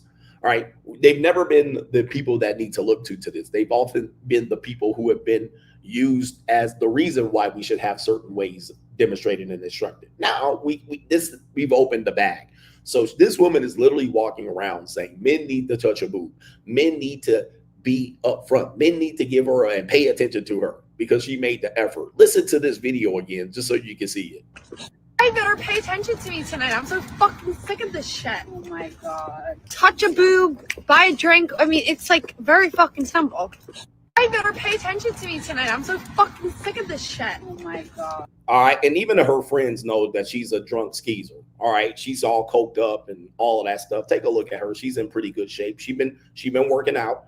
She's been at Equinox. She's been at Lifetime Fitness working out. She's been at the private Pilates studio. She's been working out. She's been paid tens, 20, 30 thousands of dollars to look like this. All right. This is not her natural state. She probably is more shaped like a chicken or chicken cutlets.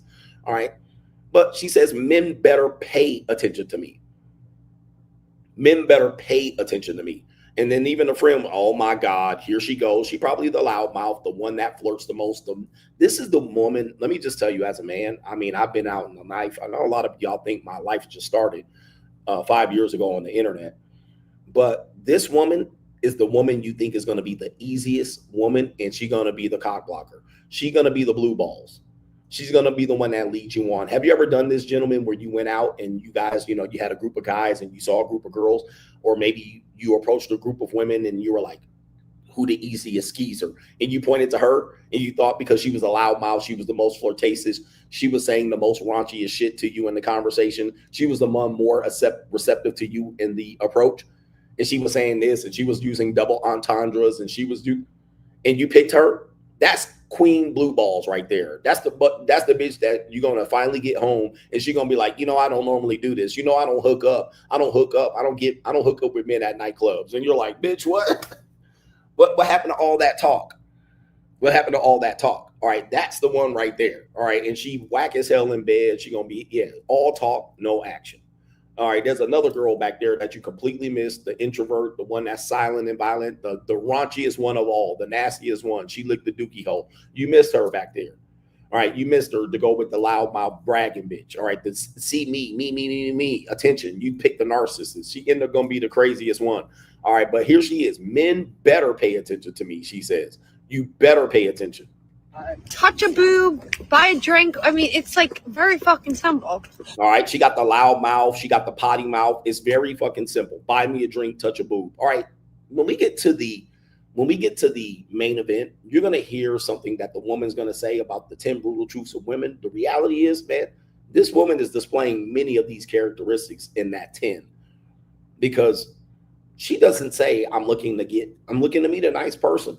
I'm looking to meet a nice guy. I'm looking for the nice guys out there. I'm looking for the bad boys even. All right. I'm looking for their energy. I'm looking to give them something. No, it's all a sense of entitlement. I'm looking to do this. It's very easy, the arrogance. And also, these are the people encouraging you to use the cold approach method. All right. Use the cold approach method. Women want you to approach. All right. This woman is going to reject 99% of the men that approach. 99% for sure. All right, 99%, if not 100%. And she's going to eat it up. These men want me. They this and that. She's going to eat it up. But yeah, shout out to her right here. And we have, is that it? Let me see here. Yeah, that's Straggle and Sniggle Theater. That's all I had. But this is going to be an abbreviated show. Like, ride with me if you ride with me. You can slide with me if you feel like 550 on the 5 sticky. Come get high with me. That's a deal, right?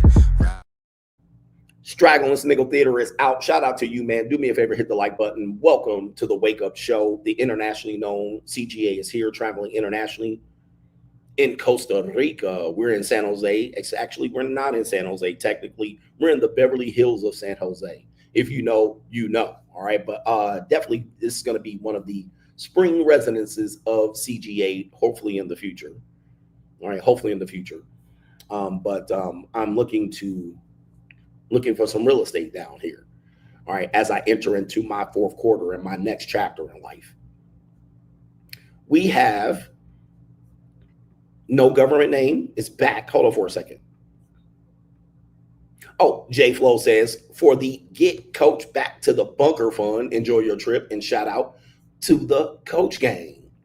We back. No government name. Says, where do the wealthy people travel nowadays? You mentioned that Turks and Caicos used to be a destination for wealthy people, but not anymore. They still go to these places. All right. So it used to be a destination for wealthy people exclusively. All right. So Turks and Caicos is still a destination for wealthy people because when you go to these places, you're going to find that they built houses here. All right, very expensive houses here in great grand neighborhood, gated neighborhoods in these places. Now, these places are still destinations and they're still relatively expensive to go with not much for you to do there, because when you get there, the resorts are very expensive, and the resorts that are inexpensive, you probably don't want to be hanging out there. So just because a place becomes popular amongst the normies and the normies go there, it's still quite not affordable for people who can't go there. So it's still a wealthy destination, right? These places are still wealthy destinations, but it will be exposed to a group of non-wealthy people, and those people will start to travel there. But let me tell you something, man. It's expensive. It's expensive no matter what. Most of the time that people travel to these destinations with great wealth, they're looking for places to live. They're not just going to go to the resort. They're looking at places to build houses there. Or they're looking for places to move to make their spring and summer residence at these places. It's not just traveling, going to the all-inclusive resort and eating all the snow crab legs that you can eat. It's not just that. But people are mentioning Martha's Vineyard, Monaco, and these type of things. And yeah, they're also looking for places to shelter tax-wise. All right, so they're not just going there for vacation. They're looking for places to be able to have their yacht, because a boat slip in one of the greater places are going to be way too expensive. So they're going to tax shelters. They're not just going to places to say they bragged and went to places. All right, when you start going to these places, you will see it. Even Costa Rica. All right, even Costa Rica. You come to Costa Rica, these people coming to Costa Rica are looking to live here in a seasonal way, or they're looking to retire here. And these people be Jewish people and white people, and they already know Spanish. They already know Spanish, and they already got Spanish Tika girlfriends waiting for them when they get here. Right, when they get here. But when people like us travel, or people that are new to traveling, we're just trying to go there for 3 or 4 days and have some fun and say, hey, I was in Turks and Caicos. Right, but were you really? Like Las Vegas. Las Vegas is similar. People will say they went to Vegas and they'll stay at Treasure Island. They'll stay at the Luxor. They'll stay at the Excalibur, right? They'll stay at, some of these regular normie hotel resorts and casinos. Shout out to these places here. And they'll say, I was in Las Vegas. Well, you were there. All right, you certainly were there. They'll stay off strip. They'll stay at the Virgin Hotel. Right, they'll stay at they'll stay at some of these places here, and they say they were in Vegas. All right, but let me tell you something. Right, this is the person that lived in Las Vegas. Same thing in Los Angeles or any other place, Miami. Were you really there? Like, you were there. You didn't do anything there. You didn't have an orgy at the top of the Caesar's Palace. Right, you didn't do what people in Vegas did. All right, you weren't in the high roller room. You weren't trying to win 70K off blackjack. All right, I mean, like, you weren't really there, right? You weren't really there. Yeah, you stayed at Circus. You stayed in the bungalows at Circus. Like, you really didn't do nothing. All right, you really didn't do nothing. You didn't go to any of the top popular steak restaurants. You didn't go into the top chef spots. You didn't sit up there and go shopping over in the Bellagio or in the Caesar Palace. You didn't go shopping. You didn't trick on a whore. Right, you just stay up at a nightclub and mac on the atmosphere girls. Like, you didn't really do anything. You had no hoes there. You went to sleep, passed out. You walked the strip and watched the water show at the Bellagio. Ooh, that's the same as Turks and Caicos. You went to Turks and Caicos and stayed at a resort. Nigga didn't get on no boat. You didn't rent no yacht.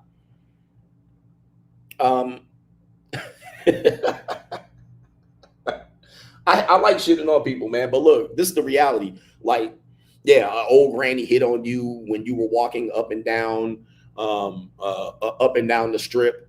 All right, you took pictures of the two bitches standing there with their wings up. You know what I mean? You took pictures of them. Like, you stayed over barely at the MGM or the New York. You didn't do what Vegas is popular for. He says, I had a Gordon Ramsay hamburger. I went to the Gordon Ramsay restaurant and I had a Gordon Ramsay hamburger, a shitty burger. Right? You went in Mac Hoes running up and down between Mandalay Bay and the Excalibur. I mean, I don't know what to tell you. You didn't really do anything. You didn't really do nothing. All right. You did something. Glad you were there, but you didn't do what people said like they did in Vegas. All right. Neither in Turks, neither in any of these destinations, but it's good to actually say we did some shit. You know what I mean? Just so we could go back. He said, didn't do no coke. Like, you didn't do nothing. You didn't fuel it. You didn't have, 3 Asian women come in and serve up on you. You know what I mean? Put their face in the pillow, and then you just take turns just penetrating them. Right? You didn't do any of that shit. Like, you did none. And send their ass down to the Caesar's Palace valet Uber station. Had them bitches fixing their heel and they makeup in the bathroom downstairs in Caesar's Palace, stumbling to the Uber spot in Caesar's Palace. Like, you didn't do none of that shit, bro. You did zero of that. That's what people do in Vegas. This is what people do in Turks. They have a yacht. They get on a yacht. They rent a yacht. They have a Mac. Right. Oh, man. All right. Anyway, that's when people talk about they went to Vegas. They did that. All right. Shout out to no government name. Shout out to you, brothers.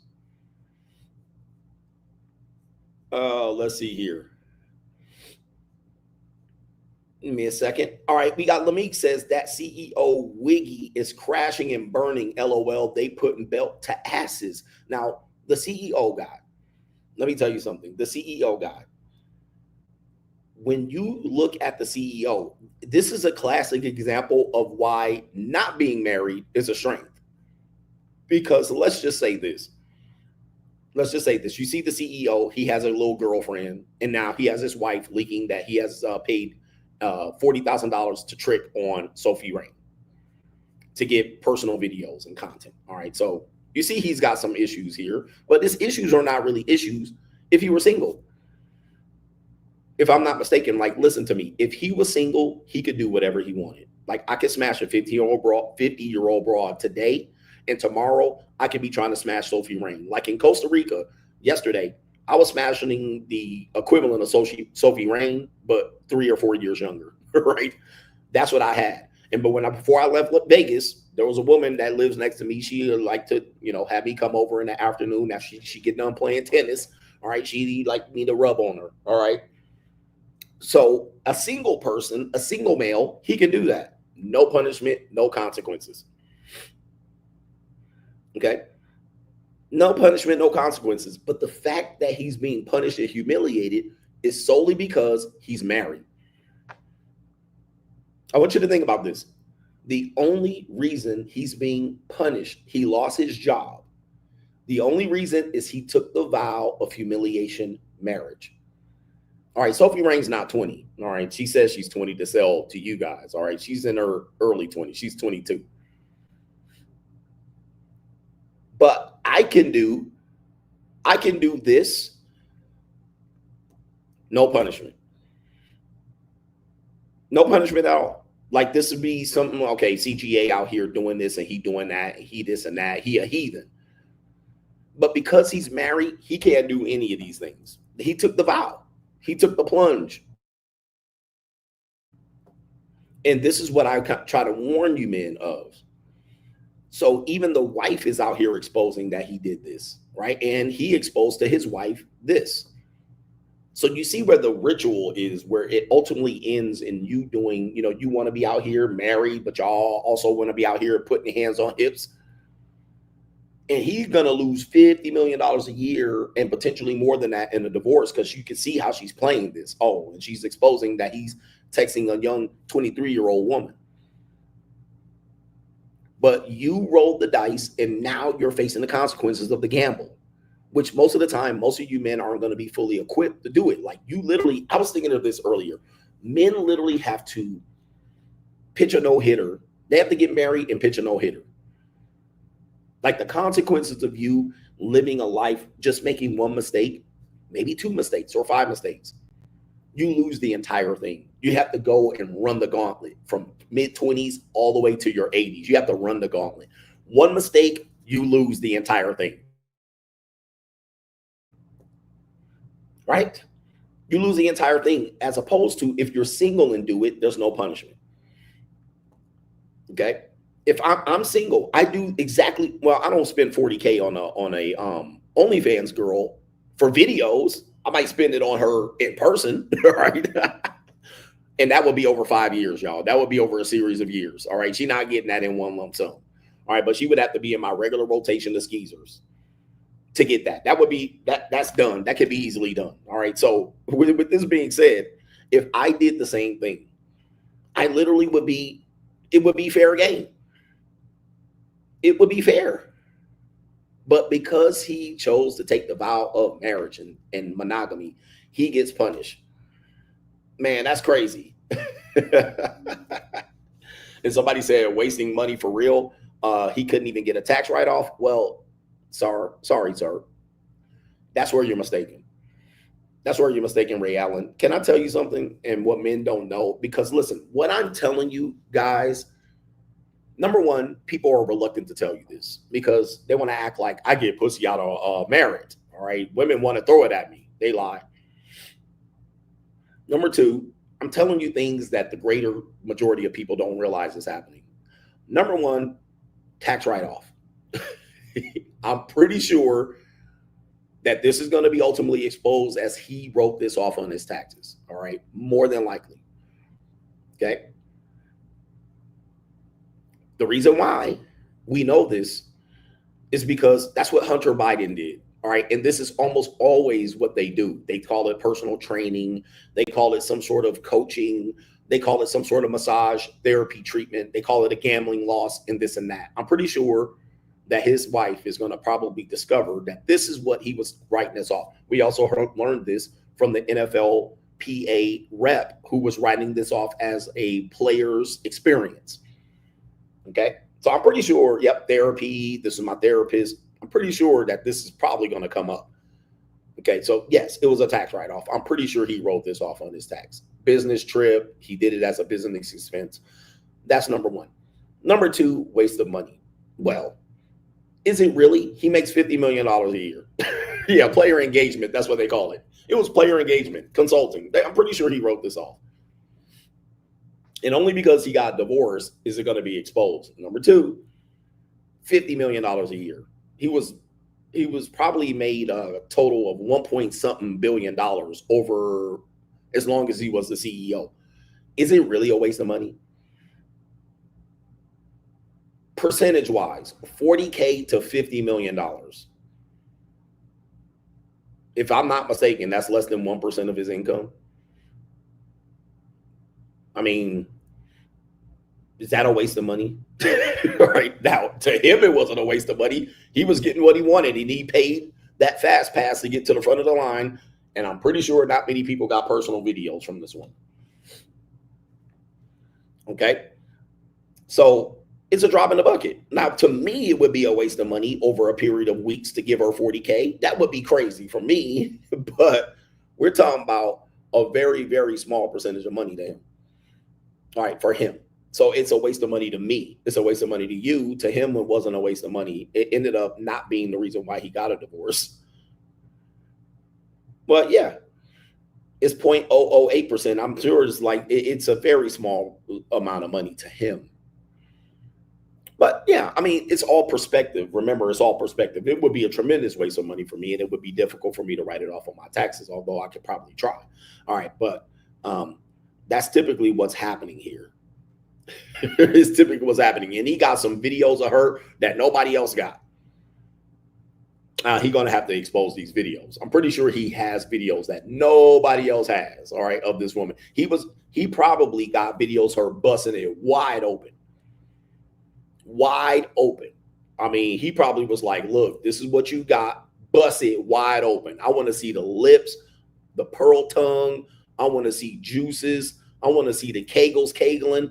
I want to see stuff dripping from it. I need to see the stuff dripping from it. I need you to see, put this inside of it. All right, put that inside of it. Put that. Put a black Donkey Kong inside of it. Because in her world, she doesn't do that. Like, you can't find that videos of her doing that on the internet, right? He got the private. Put this up to Duke shoot. Open up that. All right, open that up. Bleach your anal. All right, he probably got all of that, and nobody else got it. All right. Anyway, But she's serving the Lord and our Savior, Jesus Christ, and Latter-day Saints. We got our brother here. It is Caesar with the 2 Y's. Says, sorry for being away. My friend I call Babyface has a 1-year relationship now. Yesterday, he asked me to stop sending videos of hot chicks. He has a girlfriend, and the girlfriend doesn't want that. He doesn't want that. It's disrespectful to her. He says, what can you say to Babyface on behalf of all of us? How old is Babyface? Not the singer Babyface. How old is he? Let me tell you something, guys. You got a girlfriend. It is disrespect. I would say if you're in a true normie relationship with the girlfriend, neither of you should be consuming adult content and taking videos down. You sure that text was from him? That might have been from her. All right. But I do think it's going to be a situation where somebody's going to be offended if you're watching these videos and you got a normie girlfriend. All right. But if you have a girlfriend that's understanding, or maybe you want to participate and partake in the particular videos and she's secure about herself and she realizes you're a man, well, then you got another version of a girlfriend that would probably not have a problem with it. Okay, but can I answer this right here? If you're in a relationship with a man or a female, you know, you ladies, you got a man, gentlemen, you have a female, and you think you're going to go for a period of time without finding other people desirable, and them watching content, or them watching prawn, or them watching other people and messaging other people and flirting, well, I got another thing coming. All right, you got another thing coming. It is impossible in today's world, because today's world, we have social media, we have many apps, and we have ways, we have a smartphone or a dumb phone to be able to hide our behavior. With this being said, gentlemen, it's going to be impossible for you to go through life not finding content of other women via people texting it to you, or you exploring it, finding it accidentally or purposely finding it. It's just impossible. And it's impossible for women to go through their lives without flirting with other men, gaining attention from them, texting them, exploring, looking for this. It's going to be impossible to do it. So if that is the case, then one of you two are going to have to get a reality check. But in the 10 brutal truths about women, the woman's going to talk about this later on, is that women do not love men. She's going to admit that, and that's another CGA talking point. They want to do this one thing with men. And this is a very unhealthy characteristic of men and women in relationships. Even I know it's unhealthy when I do it. All right. Doesn't stop me from doing it. All right. Just understand, it doesn't stop me from doing it. But yes, it is unhealthy for me to do it. That doesn't mean I don't have reason to do it. But this behavior does make it so that you start paying an exorbitant fee for participating in relationships. Does anybody know the one thing that men and women do in relationships, that they do to their so-called partners that they love, that is one of the most unhealthiest things you can do? All right, we're going to talk about it later. All right, but having the girlfriend, or say through him by proxy, of saying, don't send me other videos or photos of attractive women, it's disrespectful to my girlfriend. That's great for him to tell you that, but good luck him making that. He's only 1 year in. Good luck. All right, we got a couple of people that might have guessed it. All right, let's see here. Do we have any other people on Venmo? Coming up next, we got Crime and Law CGA. A man finds that his girlfriend is texting another man, and he does this. I'm excited to present this because we were just talking about it. All right, men find out their girlfriend are texting other men. Dude, I'm going to tell you, 99% of women are texting other men. 99% of women are texting other men. Now, what they're texting them about, we don't know. We don't know, but that's going to be the issue here. Joshua Moon, I went to Vegas, stayed at the Motel 6 on the Strip. He says, no hands on new hips, had to DoorDash because you only had $3.85. All right, shout out to you right there. So, yeah, you didn't get the full experience. Wayne Wonder Peters says, what's up, Coach? What's up to you? No government name BH with the contribution, the support. I appreciate that, brother. Good to see you guys in here. And we'll head over to PayPal and then we'll get back in the crime of law CGA. Yeah, 99% of women are texting, have other men texting them. And in fact, one time I was out of town and my neighbor who's married, my son had a package at the door that he thought the women's going to blow it away. So I had to get a hold of her. The only way I could get a hold of her is I remember she followed me on Instagram. So I was like, oh, she followed me on Instagram. And I got in touch with her on Instagram. And she said, okay, if you ever need anything, just text me. And I was like, I'd rather not. Now, I don't know if DMing is the best situation either. That's kind of messed up. But I get, again, texting somebody else's wife, I'm just not cool with. I'm not cool with it. I'm just not something that I want to be doing, even though it's innocent, even though it just is not a good look. All right. Because if somebody grabs the phone and is like, who is this? Oh, that's the neighbor. That's this. All right. Look, give me your husband's phone number. Right. Give me your husband's phone number. I don't want to be texting him. I'll text him. I don't want to be texting you because I don't want that shit to come back up. You never know how people react to people texting their wives. Nah, fuck that. Because what'll happen is, let's say, for instance, it was an innocent text. Okay, she told me to text, and then I got in touch with her, all right? And then the text says she's going to come over and bring the package to me, right? Right. And then she's trying to explain it away. Oh, no, you're misunderstanding. His son had a package. He was out of town, all right? And then I went to his house and picked it up when he was out of town. And then when he got back in town, I texted him that I was going to come over and drop it off. Like, if I was on the other side of this conversation, I'll be looking like this. Right here. That's how I'll be looking like. I'll be looking like, bitch, please. You don't want to fuck with G's. I would be like, nigga, please. But you think I'm born yesterday? You think I was born yesterday? And then you like, how long did it take? Oh, I sat there and talked to him. Oh, I had to go inside the package. I had to help him inside the house with the package. Like, to me, that's like completely despicable. Like, that's a despicable. And where were you at? Where was I at when you went to go drop off the package that you picked up at his house and you dropped it off? Where was I at? Oh, you was at work. All right. Oh, fuck. Oh, man. Hell no, bro. Now he over at my house. All right. Knocking at the door. Now he looking at me crazy. Like, I knew it. She always talk about you. You're like, I'm like, I didn't do nothing, man. I didn't do nothing. So the point is, even if a woman is receiving texts from other people, it could be a coworker. It could be somebody that she knows from the gym. It could be a neighbor. It could be anything. Those text messages, she might be able to simply explain it away as, oh, it's innocent. It's a coworker. It's a friend. It's the neighbor. It's this guy. Well, that explanation is not a full explanation. All right. Even if a person trusts the person and they see this 1 or 2 or 3 times, they're going to be finding you suspicious, your behavior suspicious.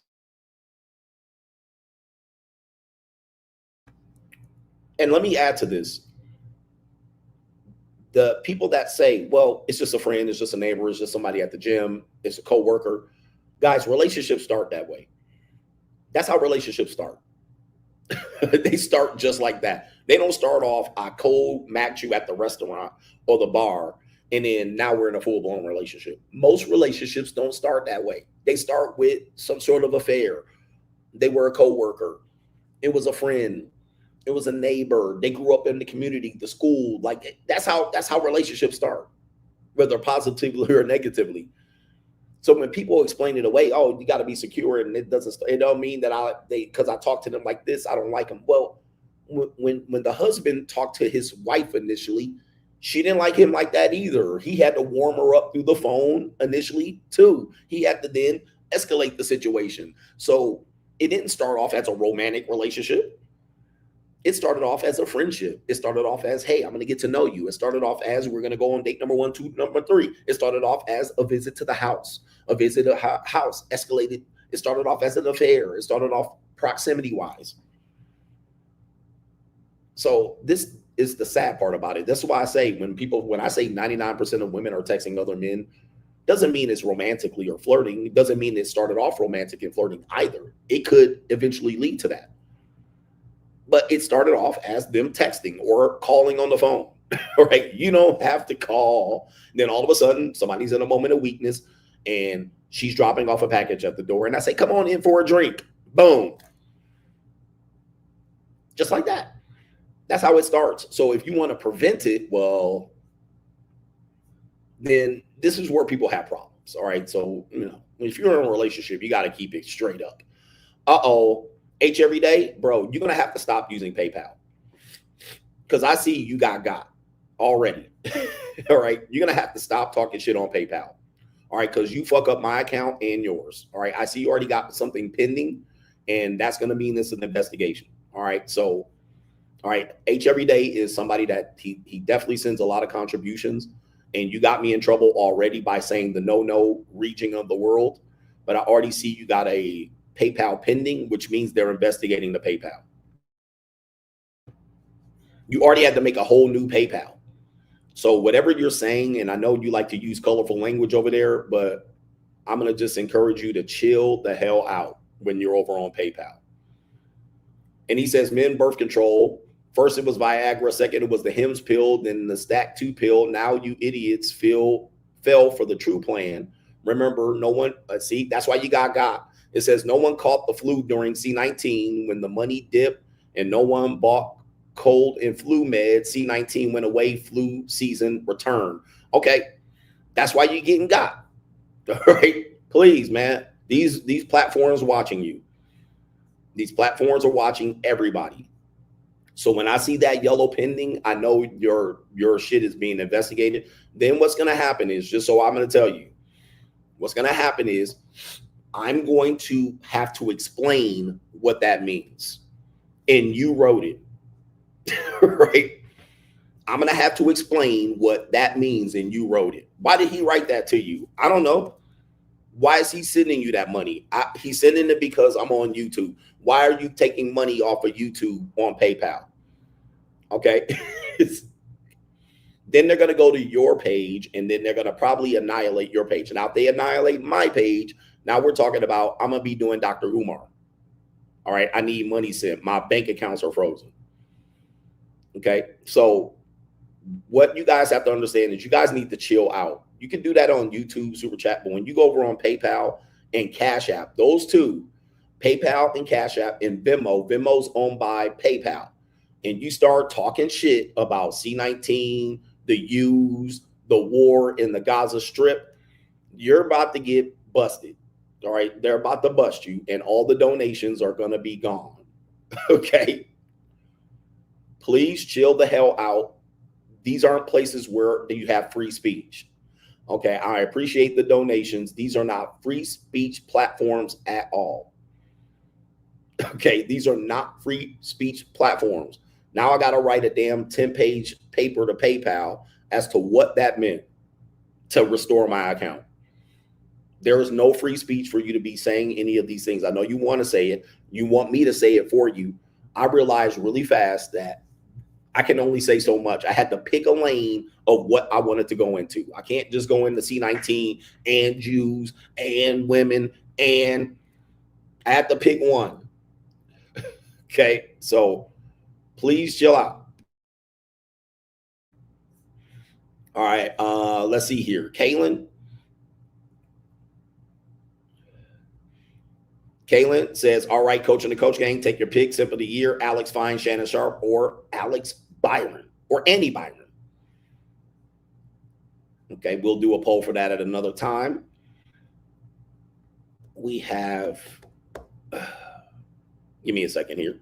No government name says, my brother's wife just did the marriage will on him at age 54. Guys, whew, it's hectic.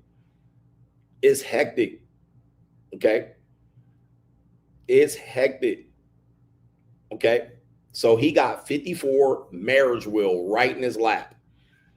It's a cold, evil ass world, gentlemen. No, it's cold out here. The great divorce is always in play. The great divorce is always in play, gentlemen.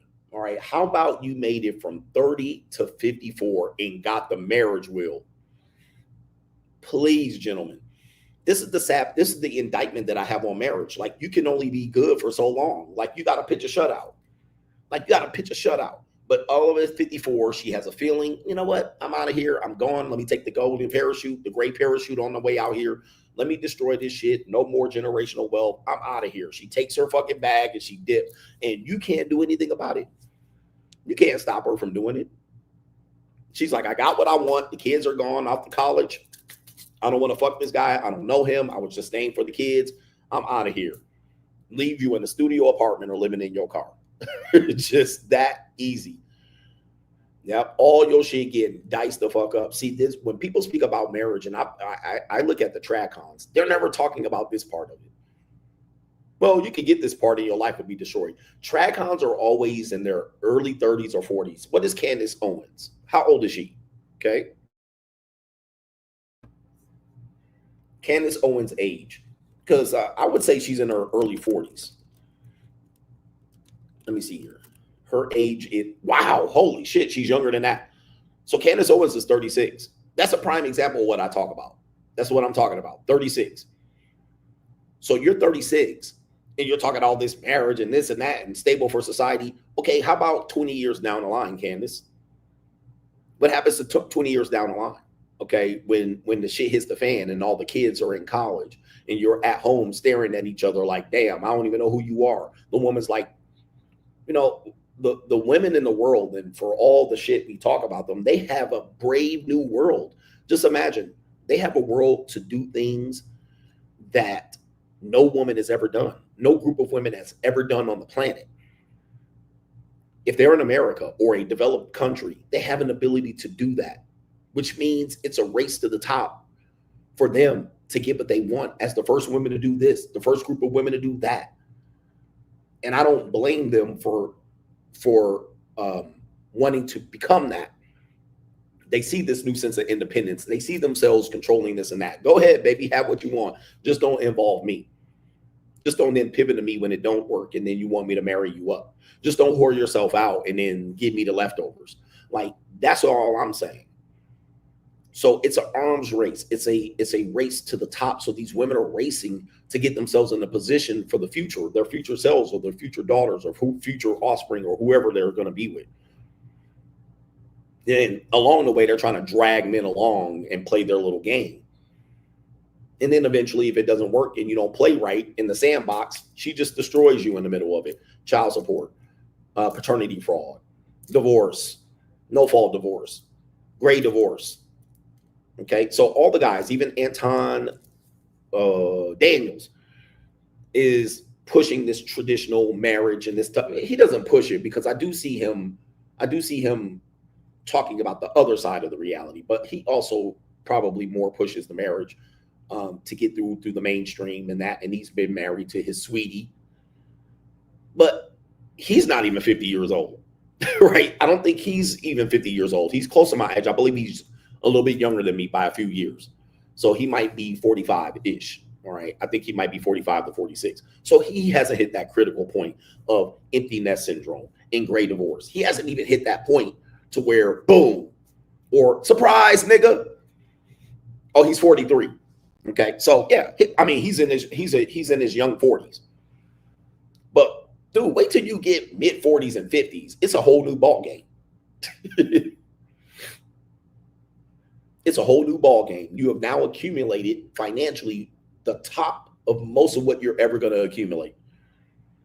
You've now reached the top financially of what you're ever going to accumulate.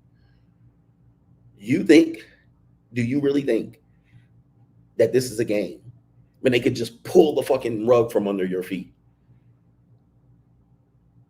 And now everything that you work for in your 20s, 30s, and 40s and 50s, gone in one fell swoop because she wants to join the arms race of women gaining in life. You know, you married a woman when she was in her 20s. She didn't have that world presented to her. She didn't have a chance to do that. She didn't even have an idea that this was possible. She could live by herself, become her own boss, and have an extended wall. You know, you married a woman that knew she was going to hit the wall and had to freeze her eggs by 26 or 27. That's when you married her. But now older women are out here doing the big thing out here. They out here being CEOs and enjoying great extended working careers and making more money than they've ever imagined in their lives, even after having kids. So a woman that hit that at 40 and 50, she's like, wow, I still have a chance to get that. My life is not over. I'm not an old maid. I'm not. So she'll now explore that shit. Hey, you know what? All I have to do is get rid of him. All right. All I do, get rid of his ass. He's in the way of my progress. He's in the way of my G-Wagon. He's in the way of my mansion. He's in the way of mine. No, we got a mansion, but I want my own motherfucking mansion. This is the mindset of today's woman, whether she's 10 or 60. Trust me, dude. I mean, I'm in the group where I socialize neighborhood-wise with women that are in their 40s, 50s, and 60s. You would think they're downtrodden and broke. Typically, these are suburban women, so they're not downtrodden and broke. Some of them have careers and divorces and stuff under their belt. They got houses and cars. They're doing just fine. Most of them started that shit with a divorce. Sometimes they got a divorce and got rid of a loser. Sometimes they got a little financial windfall. But they're doing all right. They're doing all right. They playing tennis and golf and going to fucking country clubs and traveling. All right, they ain't out and down and out no more. That's old hat, where the women are going to be down and out in their 40s and 50s and can't do shit. But yeah, they are premenopausal. They have hot flashes and they're hooking up and fucking. They're fucking who they want. They're fucking younger guys. There was a woman just came up recently. Maybe it was a video somebody shared. No. Check this out. Check this out. Check this out. There was a woman that I was, she's in my rotation. All right. She's not a JUCO. All right. She's like my age or slightly older. And she just like, hey, just come over and just fix me up and dip. Like, she don't want no relationship and I don't want one. She's like, just come over and hang out, dip, we do something, have a drink. You know what I mean? And in between her tennis lesson and her motherfucking movie night with her girlfriends, I go over there and fix her up. Now, here's the thing. She showed me a picture of her aunt. She's like, this is my aunt. Yep. He says getting TRT injections. They're on testosterone, guys. They're on testosterone. All right. And this woman is on testosterone. She's like many suburban white women that I know, they're on testosterone. All right. So they're taking testosterone, a small amount of testosterone, and it drives them horny. Like, they don't even get the equivalent of what an old man's testosterone is. And they're horny. They're all out of control. All right. They're out of control. So these white women are out here. So I'm slightly younger than her. She showed me a picture of her aunt. She's like, this is my aunt. She's like, how old does she look? I was like, I have no idea. She was like, she's in her 70s. Then she showed me a picture of her boyfriend. Her boyfriend is 29. I kid you not. I was like, what now? She called it a boyfriend. Now, we already know it's not really a boyfriend. That's her boy toy. Okay, that's her boy toy. So this woman's in her 70s with a 29-year-old meat fixer. All right, the meat fixer comes over and fixes her fucking roast beef. Now, she was bragging about it. She was like, yep, she still got it, and that's my aunt bragging about it. Now, let me tell you something. If you had a 70-year-old man bragging about the 29-year-old girlfriend that he had, he's a predator. But in today's world, because women are in a new world, they're in uncharted territory. So they're now shaping the future of women, and they're now saying we can do it too. We're doing what we want to do. We can do what we want. We don't need to get married, or we can marry and divorce. We could have our star husband marry, divorce him, set us up, go into our hair, take testosterone, stay in shape, play tennis and golf all goddamn day, and have a guy come over. All they need is one. All they need is one. Right? All they need is one. They don't need 100 29-year-old guys. All they need is one. And boom, here she is.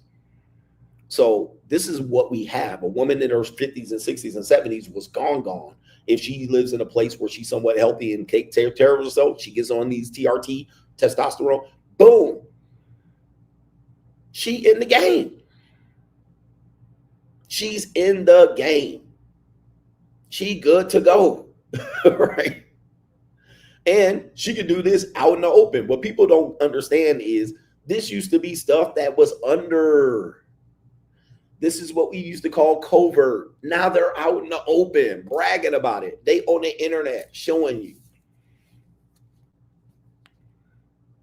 They can go outside and do this with no repercussions socially. They will get applauded and bigged up. You go, girl. You do it. Empowerment. This type of shit. So this is what world we live in. And then this is what men are having to adapt to. You're having to adapt to this world. Also, you have young women monetizing themselves. And then they get 30 and then try to get married. All right, you have that as well. Okay, you have that as well. So we're in a world where now we see it and it's now prevalent and it's open, and you have to deal with the reality of it. You don't deal with the reality of it, you can stay quiet. You can just stay over there. All right, but women in their 40s and 50s, they'll just divorce you and move on and have a good number 30 years to figure it out. And yeah, she probably tricking on the guy, but that's neither here nor there. H Everyday says, I got more sympathy for Puff and Shannon than I do for the CEO Blanco with the bag of laundry. He's warm and bracing. She looks like lamb chops. All right, shout out to you. Or shout out to you. And let me add this. You know how many 30-year-old men today would be thrilled? I'm not saying you should. You know how many 30-year-old men today would be thrilled to have some woman in her 50s, 60s, and 70s fixing his meat? Okay, look. It is hard out here for these men. You got some granny or some post-divorce, pre-menopausal mustache having ass woman telling you to come fix these roast beef curtains with her extended labia and her goddamn extended clitoris that he got to work around. He gonna sign up for that one. He gonna get at least a few hits at that plate. Okay, he gonna get a few hits at that plate. So he gonna take that deal. He ain't gonna take it for a long time, but he gonna take that deal. What he got to do out here to get some 28-year-old woman to sleep with him, he going. Under the cover of night, he gonna tuck her ass in and give her Metamucil and her hot tea and any medication she needs to take for her. Make sure she take her meds. He gonna be rubbing bunions and he gonna be in there fixing meat, roast beef curtains.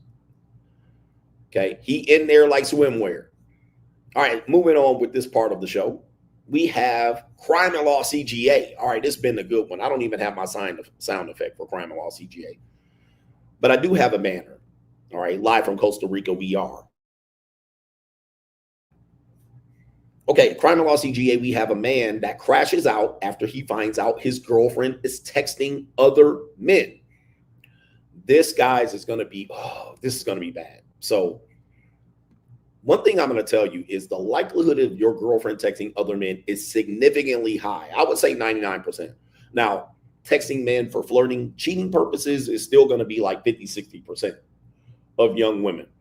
So let's see what happens to this guy right here on Crime and Law CGA when he finds out his girlfriend is texting other men and what she's texting him. This is from, it looks like 2023. Officers respond to a call about someone's roommate completely trashing their apartment. However, the story officers uncover leads to unexpected chaos. What the hell? What's his name? Derek. Derek. Where is he? He might be on the call. Derek. What's going on, man? What's going on? What's going on? What? Let's go in there, get him. Derek, what's going on? Bro, ain't nothing going on. I'm good. No, you're not good, man. I don't care about none of this, bro. What's going on? What do you mean? Talk What's to me, going on? man. I'm Talk not to me. talking to you, bro. Why? I don't talk to police, bro. Why not? Bro, what do you mean, why not, bro? Have you been living in this world, bro? What do you mean, why not? Are you kidding me? And he really called the police, like. Just saying, stop. Stop Bro, acting now. You're not going to walk through me. Hang on. What happened? Be sure what the hell happened. I'm not gonna walk through you. You the boss, huh? You're damn right. Right now I am. Okay.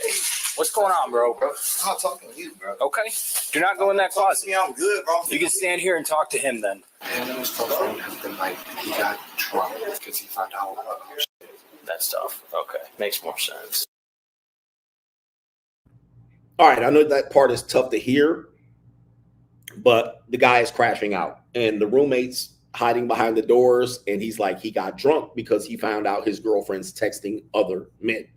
All right, that was the statement by the roommate, and even the officer said, that's tough. All right, that's tough.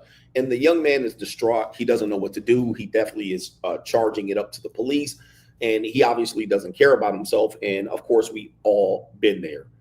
And even the officer knows. Now, when we find out what she was texting these other men, you're going to see why he's really crashing out.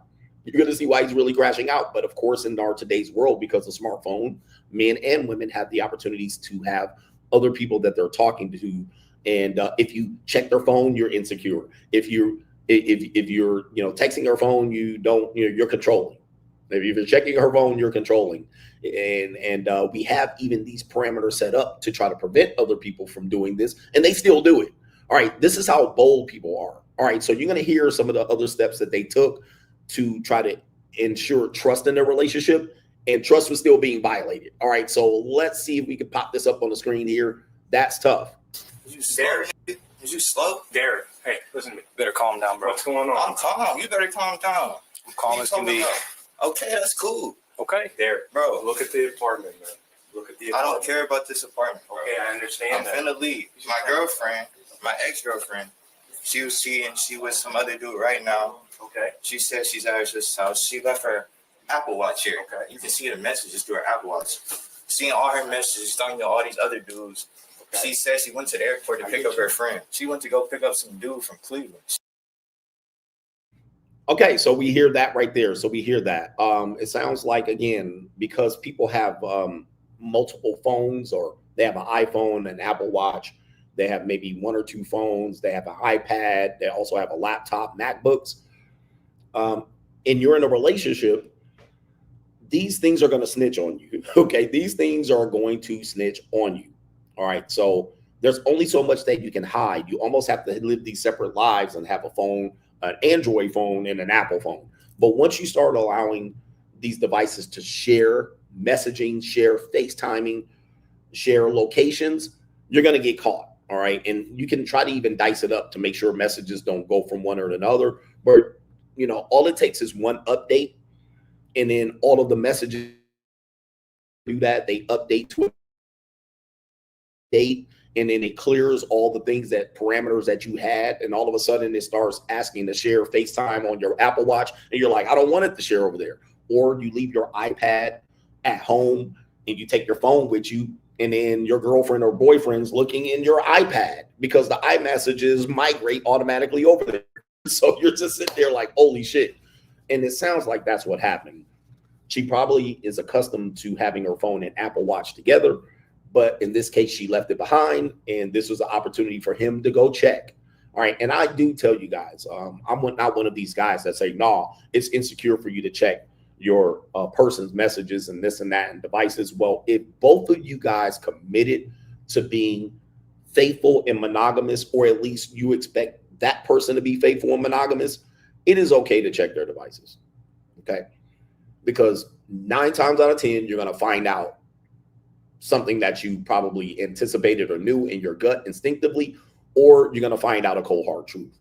Okay. So I'm not the person to tell you that it's bad protocol and it is against privacy to check their devices. Nah, if they leave that shit right there wide open, all right, you can check their devices. If both of you guys are assuming that you're in a committed, faithful relationship. If you're not, let's say it's just a situationship, or it's a hookup, a friends with benefits, then that case, no. All right, it's off limits. Now, that's just my own protocol. That's how I operate. But if I was believing and you were telling me that we were exclusive, and you leave your device there and I check and I confirm that you weren't, that's fair game. All right, that's completely fair game. If you guys are just fucking, or it's a JUCO and you just fucking paying her to leave, and then it's private. All right, it's off limits, because now you're trying to put relationship barriers that aren't even there. All right, now let's go ahead and continue here. He's now finding out that she's outside. Right? He's finding out that she's outside, which a lot of women are. Some women, remember the songs Area Code? And we all laugh, I got hoes. in different area codes. See, that was all cool and fun for men to rap about 20 years ago. But now women are living this world. The young Generation Z women are living this world. This is making it hard for men to adjust in the marketplace. See, women were living this and they covered with themselves covertly back in the day. And other women were too scared to do this. But now women are openly got hoes in different area codes. So she got the fly-in guy. She got the guy that's going to make the sex drive, the 4-hour drive. She got the guy that, hey, I'm in town. And these girls are like, it ain't cheating if he in a different area code. All right. It ain't cheating if he's in a different area code. So now he found out she got hoes in different area codes. Let's play the rest. She stopped sharing her location with me to go to the airport to go get her friend from Cleveland, right? Okay. She got a whole hotel with him. I see the message talking about she want to f him again, all this other stuff. What do you expect me to do? Holy shit. This is all her stuff? Well, this is all our stuff. Okay, briefly, he found out that she was already fucking him. Okay, so yep, that guys. I mean, I've had that happen many times. You open up the app, and this woman saying she's faithful, monogamous, that she only gives the pussy to you. But guess what? You open it up, and there's a guy. Oh, I'm in town. I fucked you last year. I fucked you last month. Why don't we meet again? And she's like, sure, I want to meet you. Let's fuck again. All right? You're like, woo. You're like, damn. How do you handle that? I mean, this young man, of course, because he's young and he thought he had a good girlfriend, he found out she wasn't and he crashed out. Now, once this happens over and over again, you become heartless and cold, all right? And then hurt people. So these young men are in a situation where they are coming in hopeful and then are getting used and played by these women. These women are laughing about it, all right? And now, let me tell you, men did this too, and they continue to do this. But women think this is funny. They find this funny. All right, they find it funny. They laugh amongst their girlfriends. But then when they get hurt, when they get victimized, they become the victim, right? Because dudes will start lashing out and chopping off heads, all right, real quick. They'll start cutting back to the fat meat on these women. And then these women are like, I'm terrified. I'm terrified. But they play games on these dudes all the time. Why you wanna play a game on me? Shout out to Shucky Booklet. But when they play games with you, it's funny. All right. They laugh about it with their girlfriends. They sniggle. They laughing about it with the nigga they with while they asses are wiggling. Right. It's a game for them. Then what happens is they get serious down the line. I had my fun. I had so much fun in my 20s and 30s. Now I'm ready to settle down. I'm tired of hookup culture and so forth and so on. And then the guy crashes out and they call him violent and shit like this. Like, it's a vicious circle. Let's continue here another minute or so. People working on getting back together. I get it, dude. If that's what's going on, I get it. Yeah. So like, don't act like you're crazy, bro. Don't walk. Look, listen, man. Bro, stop talking to me. I'm talking. Okay, well, listen. If I'm standing here and you're walking at me, bro, and you're trying to push through me, my roommate. I don't know you. Then you can ask me to move. You don't just push through me. So I can go talk to my roommate. If that's the case, if you give me respect, then I'll give you respect. Move out the way so I can go talk to my roommate. He doesn't want to talk right now. His information. Hey, he just doesn't want to talk right now. He's scared. He told me what's going on, man, and my heart hurts for that shit. Cannot be easy. Bro, you can get my information. I'll get your information. Jesus Christ. His girl broke up with him, and now she's with another dude right now. So the roommate says that he's been drinking all night. Bro, I'm not drinking all night, bro. That's what your roommate said. I was asleep. I just woke up. Hey, it's the police, man. I'm seeing all these messages. I get that's why you're mad. I 100% trust us. We all get it. So what are you talking about? One's drinking all night, bro. That's what he said. That's why I'm about to go talk to him. Y'all won't let me talk to him. All right, so man, he's pulled the TVs off the wall. And of course, this is when the woman gets enough evidence to say he's abusive, he's violent. So for men, this is my chance to teach you here. When this happens, you definitely have to let this shit roll off your back. This is why it's difficult for us to play the game of monogamy, because unfortunately, young women tend to play this game. All right, there's a small percentage of young men who are able to play this game. Most men aren't. Most men fall in love once, and it's normally in their early 20s. All right, and then when they get this, then they become players and they hurt other women going forward. All right, and it's a vicious cycle. But most of the time, women are just playing the game of I'm in my prime, I'm having fun, I'm young. And it sounds like they broke up, but we don't know when the breakup is. We don't know if the breakup was before he found the messages or after he found the messages. I believe they broke up and she was saying, I want to be with you again. I'm thinking about you. I haven't fucked with any other guys since we broke up. All right. And women will typically use that line as to say, hey, I'm still waiting on you. I want to do the right thing. Guys, one sweep to her phone, you will find out she's lying. Right? Guys, I'm going to just let you guys know. Come in closer. She's lying about that. She's talking to other guys.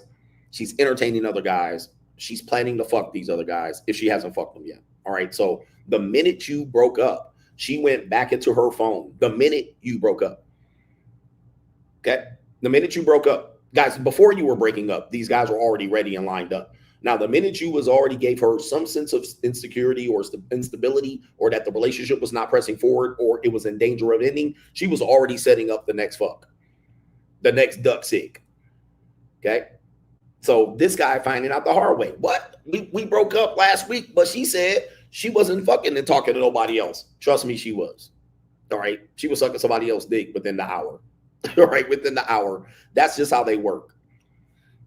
All right. Within the hour, you guys said I broke up. Before you broke up, that was already what's happening here. And of course, now he wants to talk to the roommate, and he's somewhat distraught, obviously, and he's demonstrating the violence that she's going to later report that he was abusive. And she's going to be able to demonstrate that by your destroying this property. Okay. Therefore, creating the idea that she had to go to the other guy because you're crazy. Right. See, what you're doing now is you're confirming and giving her confirmation of why she's not with you anymore. See, he was like this the whole relationship, and he was abusive and insecure and controlling. And now look at him. He damaged property and Bob. And he has alcohol problems. He needs to seek help. And then she's going to be in the arms of other men saying that you were abusive. Okay. So be careful with this. You're basically giving them the evidence to hang yourself in the justification for cheating. Let's continue. He doesn't want to talk to you, bud. Okay, so is that. I don't want to talk to y'all. That doesn't fucking make sense. Jesus Christ. What's up, man? Just so we're understanding where you guys are roommates, you guys live here? Yeah, because what the you did? You think we want to be here? No, because you act like a child, so we have to come out here and deal with it because you want to act this way. So it seems like the white roommate is definitely saying, hey, man, don't tear up my shit because you can't keep your hoes in check. But everyone else is trying to live their life. You want to act like this, and then we have to come deal with it. And then you're going to be shit with us. Jesus Christ. Why are you worried about my life? Why are you worried about my life? Well, you're the roommate. You can't destroy everybody's property in here because you can't control your hoes. Because I care about you. I care about everybody. You don't know me, bro. I don't need to know you to care. Bro, don't lie like that. Young men, let me just tell you, man, this is going to happen to all of y'all. But just let you know, young men, all of y'all are going to get this work.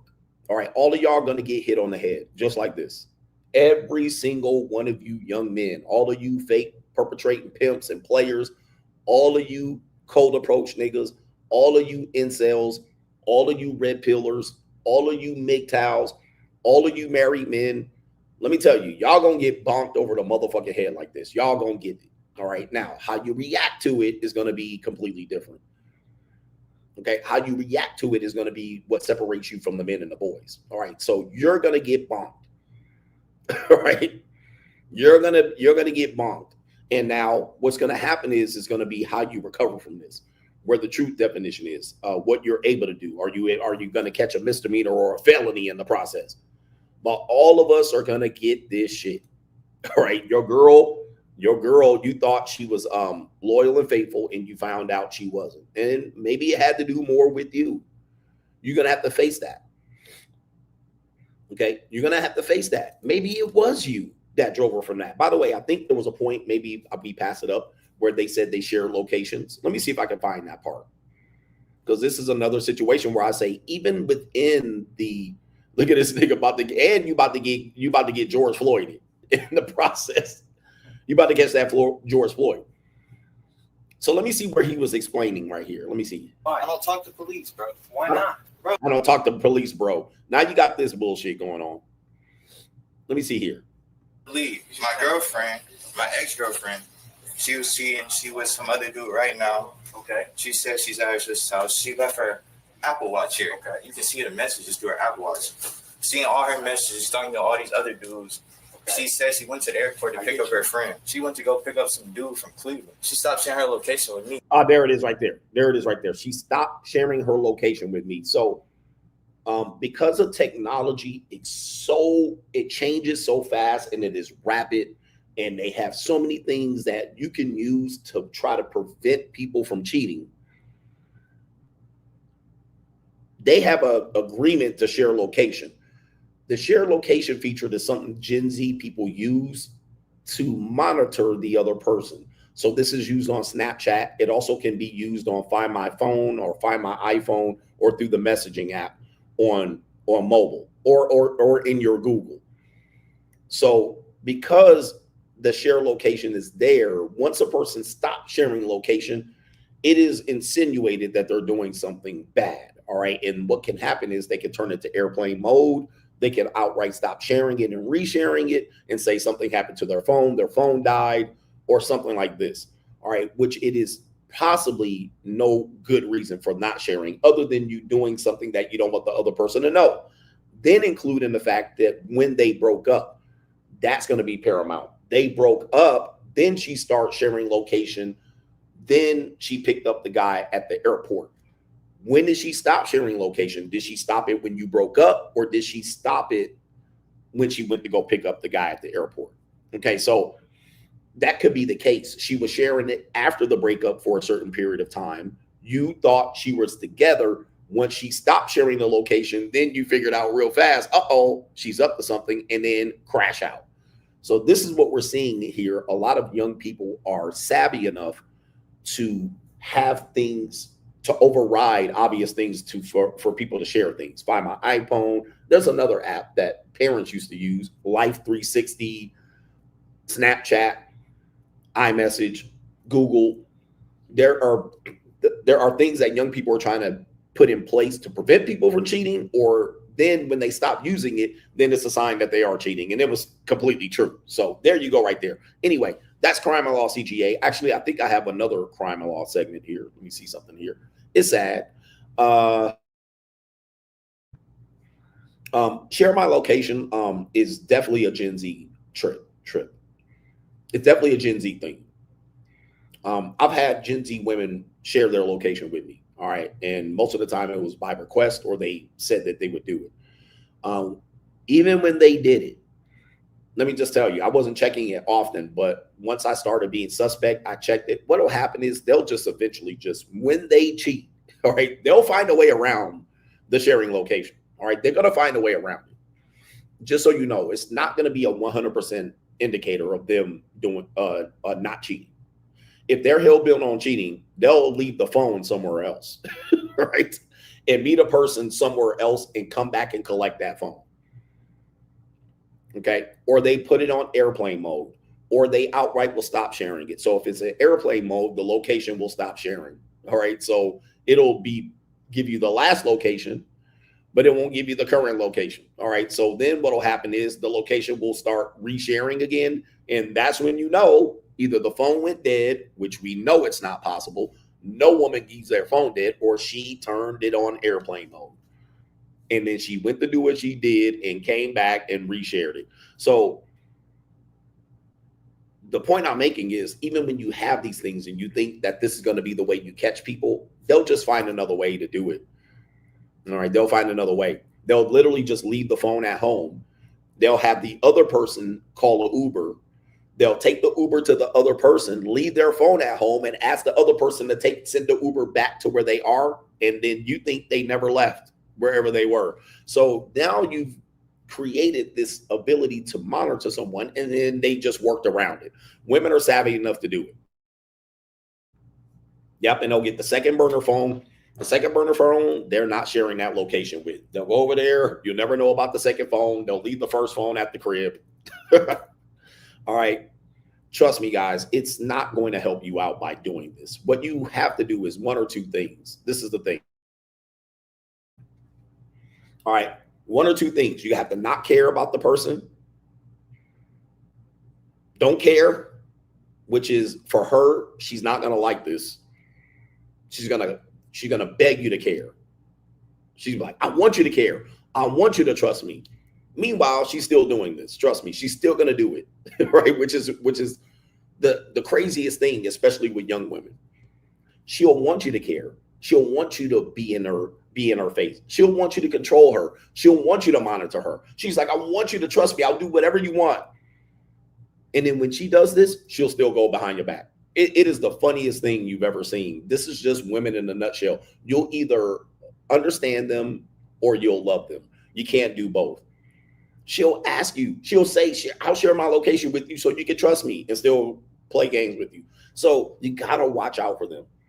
And they find it funny. Guys, by the way, women have always looked at how they can get men to react to them as a power. They find it funny, humorous, entertaining to put themselves in a dangerous position and then laugh at your crash out, to laugh at your reaction. All right. This is entertainment for them. This is why they watched soap opera for many years. This is why they watch Love Island. This is why they watch reality TV shows, The Real World. This is why they watch Bad Girls Club. This is why they watch shit and we watching football. That's why they watch it. They learn these things from these television shows. Okay. And then they go have these things to talk to about from the few friends that know this part of their lives. All right. So this is their entire world. How we interact with them is their entire world. We're their television show. From this. That they risk is getting their head chopped off. Okay. Listen to me, gentlemen. They're willing to risk getting snuffed out, getting drove out 8 miles and buried 6 feet in the desert, getting chopped up in the bathtub, getting snuffed out, a pillow.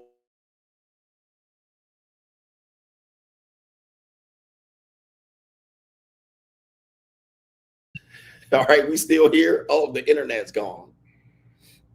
Okay. The internet all of a sudden acting up here in Costa Rica. Okay.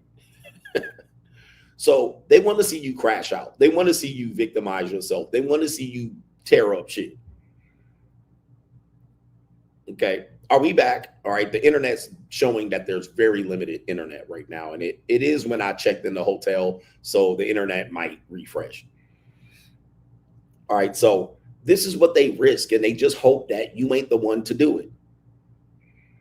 They just hope you ain't the one to do it. But eventually somebody going to snap on them, and then they're going to be like, I don't know what, I didn't do nothing. All right, type shit. All right, so crime and law CGA, and I'm not telling you to do any of these things, but what I'm telling you is this is the dangerous game that they're playing. All right, and they know they're playing this dangerous game, and they're excited by this game. They're quite excited and thrilled by the drama and the stories that happen that result from this. All right, especially younger women. All right, looks like we're still good. Maybe the internet's a little bit fuzzy. But don't crash out, guys. Just know you're going to get this. If you're a sucker for love ass nigga, this is going to happen at some particular point. So just be prepared. Okay. Now that we got that straight, we got another crime and law segment. And then maybe we'll just get to the main event. The next crime and law segment is this right here. Apparently, the T app, which I did a stream on last week, the T app is now served up some interesting results. Apparently, as we were leaving the air last Friday, the T app had got hacked. All right. And so over the weekend, the T app got hacked, and they allegedly had the majority of the women being exposed. So let's zoom in over here. These were some of the women that were ready to get up on Al Gore's internet and bury you, Chad, Pookie, Ray Rays, and Tyrone's. All right. So as Lord has blessed us, shout out to 4chan, they were able to hack in and get the selfies that we're going to use for verifications, and of course driver's license, which I didn't know driver's license were a part of it. Take a look at the women, and boy, they're a bunch of 49ers, right? 4s that want to operate like 9s. They're a bunch of overweight women, nondescript women, average stock factory, plain Janes, fat women, all right, flat back chicas, older bitches, 40 and 50 and 60, right? Mud ducks, burger wolves, cockeyed, knock-kneed. All right, look at these fat tortas, gorditas. All right, all kind of bitches, all just average girls. All right, there's not many lookers here that have been released. Fat human resource officer bitches, 40-year-old power couple, we a power couple bitch. All right, which in their world, they were trying to say that the T app was designed for women to not be in abusive relationships, right? To expose the abusers. And some women are reporting that they've had one good relationship and 89 bad relationships. Just exposing that these women are being trained and pumped and dumped and put their pussy out there for the top 20% of men. Then what happened is they exposed the potential men that had signed up, all right? The men who got posted, all right? These were the men who got posted. These were the women who posted these men. Watch out for these men. As you can see, we got alpha dude with the beard. We got muscular tank top, mulatto ass nigga. We got nigga with the bully bulldog. We got nigga with the 6-pack ab in the military. We got a whole bunch of muscular chads. All right, we got the Chad with the Pendleton over here. All right, we got a couple of dreadlock niggies. We got niggas with abs, all this shit. The top 20% guys, CEO nigga, roll ass nigga up here. All right, we got mustache Edgar. All right, muscular ass white boy right here. We got player from the Himalayas over here. Mostly top 10% dudes. All right, top 20% dudes. What we have to understand, and we expose this even though my locals, that I got a girl's body count. All right, I got a girl's body count, a note from her notes app. Okay, and so I was able to go through her body count. Now, most of the dudes she was with, she didn't describe as positive. But the other guys that she was with, she described as positive. There was only a small percentage of them. Then we happily happened to look up and find at least one NBA player on that list. Now, the list featured just under 60 men. But there was one NBA player. And I had looked at this list a couple times. But while I was on the show, I was scrolling and I said, and please, gentlemen, if you are on locals, please do not disclose who this NBA player is. I'm going to block you if you do. That's only for locals. If you disclose this information, I'm going to fucking block you because that is private information. That's for our private group. That's for our private group. So locals group, stand up. If you want to go over on locals, I'm going to block you guys forever if you say the name of the person over here, just so you guys know. All right. We don't do that shit over here. We only save that for locals. But it was there. I was on the screen showing it. And then I looked. I was like, wait a minute. I was like, that's an NBA player's name. Now, this is a regular woman. It was a regular woman, right? But she had on her body count an NBA player. And it was literally several names that we had to Google. We was like, is this an NBA player? And they were all kind of lined up together. But it was an NBA player. All right. So with that being said, the point of it is the 80-20 rule is real. And this NBA player is very rich and well known.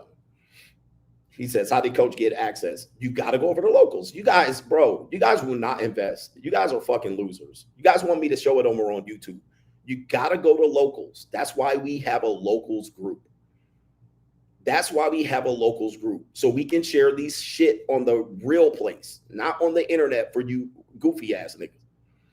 You got to go to locals. All right. I'm going to drop the link. Niggas, go ahead and invest. Support the coach. I got the info. So we see it live. Whoa, that's an NBA player. And it lines up because she was putting their astrological sign next to it. And literally we looked it up and said, what's this person's astrological sign? And it popped up. It matched. So why am I telling that? Why am I telling that story? Let me see if I can pull this up. And the person is married. The NBA player is married. And it lined up that they were married at the time. And the NBA player is worth $120 million. 120. The NBA player is worth $120 million. Hey, please stop. Hey, I'm going to block anybody putting names of NBA players in there. All right. We're going to block you because do not put players' names in there that we're not talking about. Okay. So the name was on the list. And we was like, oh shit. Now, why am I bringing this up? I'm not the shit on the girl. Not the shit on the girl. But the point of it is that women, the majority of women are exposed to a small minority of men. The majority of women are exposed to a small minority of men. I'm going to say this again, and this cannot be denied. The vast majority of women are exposed to a small minority of men, hence the 80-20 rule. Hence the 80-20 rule. What this app is exposing, which I said it was exposed, is that these women, they are dating out of their range. They're fucking out of their range. They're trying to have relationships out of their range. They're selling pussy to these men who have a lot of money out of their range. And then they'll come to you and measure you against that.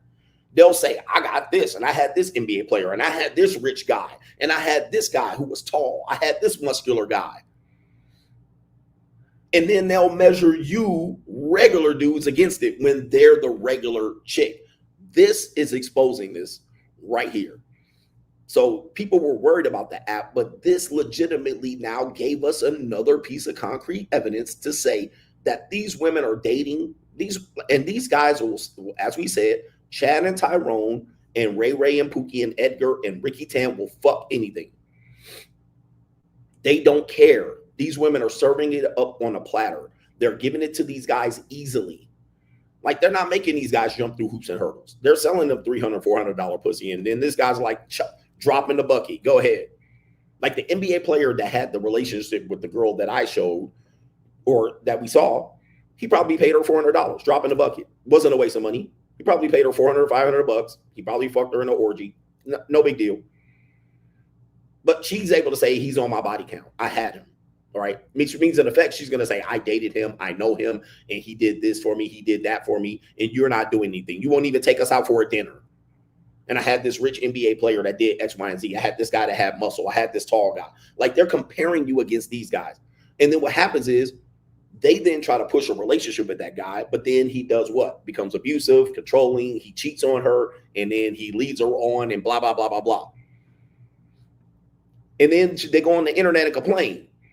But take a look at the dynamics. These guys that stand in front of nice cars, older, handsome men that they think, oh, he's old, so he's desperate for me. He needs me. But no, he doesn't. Niggas in front of motorcycles, dudes posing in front of boats, military dudes, right? You have the top 10%, 20% of men versus the bottom 40, 50% of women, if not worse. And then they sit up there and compare you against them. This is the sad reality. This is what this exposed. You're seeing it further more exposed. So these women are saying, all these guys just fuck and pump and dump me, where you're a cum dumpster to these guys. These guys aren't going to not fuck you. They're going to hit. And they're going to dip. They're going to ghost. They're going to lie, play, manipulate, whatever they're going to smash. They're going to smash. And when women still thinking that men are having sex with them, that they must like them, for some reason, they still have that false equivalency. Well, they're giving me attention, so they must really like something about me. Nope. Take a look at this mud duck. Take a look at this dude with the abs up. He's going to smash. Right? He's going to come over here, especially when you make it easy or you put a small nominal fee on it. Same as the guys at the JUCO. The guys at the JUCO are like 300, 400, 500, you name it. I got it. Drop in the bucket. Then you say the guy's messing up the marketplace. Well, the woman's the one out here putting herself out there, and he'll wine and dine her and take her out to a nice date, take her out to eat. Here, eat that. Go. We're going to this California Pizza Kitchen. Eat up. Eat up. All right, I'm going to get them guts, send you home. I'll call you every other week. And she's going to think he's special, and he takes me out every other week, and he gives me this and that. Then when she tries to push for the relationship, he'd be like, nah, bitch. Or she finds out he's fucking 8 girls like that. He's got 8 girls in a rotation like that. He spends X amount of dollars. He don't have a girlfriend. He sleeps in his bed privately. He good. And she's like, he over there running around with 8 other girls. He's got a problem. He don't have a problem. He's playing the marketplace the way they're making it available. So hookup culture is not benefiting them. This is another example of hookup culture failing. Women being able to choose the men they want to fuck them and not getting what they want ultimately. So they're not to jump up here on the internet and expose these guys. It's a sad reality and indictment on the relationship marketplace. He's not playing the game that I wanted. They're not playing the game fair. All right, I think I do have one more update on this one. Nah, I don't. It's an evil world we living in coming up next. Hold on for a second. Let me see what we got. All right, do me a favor, hit the like button. Please be careful with the donations over on PayPal. Let me go ahead and get to the next contributors here. And what is it, noon? It's noon here in Costa Rica. I need to be off by like 1 o'clock, maybe 1:30, so I can get on with my day. All I got left today is tikas. Right, that's all I got today left is tikas. All right, that's all that's left on the menu. All right, I didn't already see what I need to see here in Costa Rica, but I got to explore some real estate property as well. All right, so let me see here. We got Kaylin. Kaylin says, how can you be married or in a relationship but still demand privacy? That makes no sense. He said, you're just better off being honest about your intentions before you give a woman a relationship. This is a tough conversation here. Tough conversation. It's an easy conversation for me. But of course, I'm considered an extremist, right? But I'm also a Libra. So I'm also trying to balance the scale in black and white. All right. Everything's black and white to me. All right. I don't like gray areas too much. Now, when it comes to me, I'm also a hypocrite. So if a person's demanding monogamy from me, I demand it from them. All right. Doesn't mean that I'm going to hold to it, but do not make me play a game that you're obviously not going to play. When a person needs to have privacy and they're in a marriage, I think there's not much privacy that you should have there. Okay. Not much privacy you're talking about. You're talking about privacy on your phone and your devices? No. Nah, that's just giving them extra room to be able to do what they want to do, is craftily slip out of their duties and responsibilities within the marriage. Privacy's on the phone while you're married, even for the men. Bro, if you out here downloading porn and right-click saving, teenage girls in a zip drive, all right, you're playing with fire. That's going to eventually affect your marriage negatively. So you don't want your wife on your computer and look up all the freaky prawn you're looking up. It don't matter. Eventually that prawn is going to affect your marriage. Right here. It's going to affect your marriage. Because eventually you're not going to be able to rise to the occasion with your wife. You're going to probably deal with a little limp dickness. You're going to be probably trying to emulate or duplicate them prawn scenarios. You're going to cheat on her because you were trying to look up some sort of woman that you don't have in your wife. All right. You're eventually going to cheat on her stupidly with a woman. You're probably going to bring her into her house. It's eventually that's going to catch up to you. So if you want these private moments, then you might as well just do it in your car before you get home. Right. Do it in your car. But you talk about privacy in a marriage, please.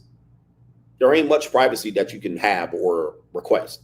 As soon as a person's talking about they want privacy in their marriage, they're wanting to cheat. They're wanting to get out of the responsibility for it.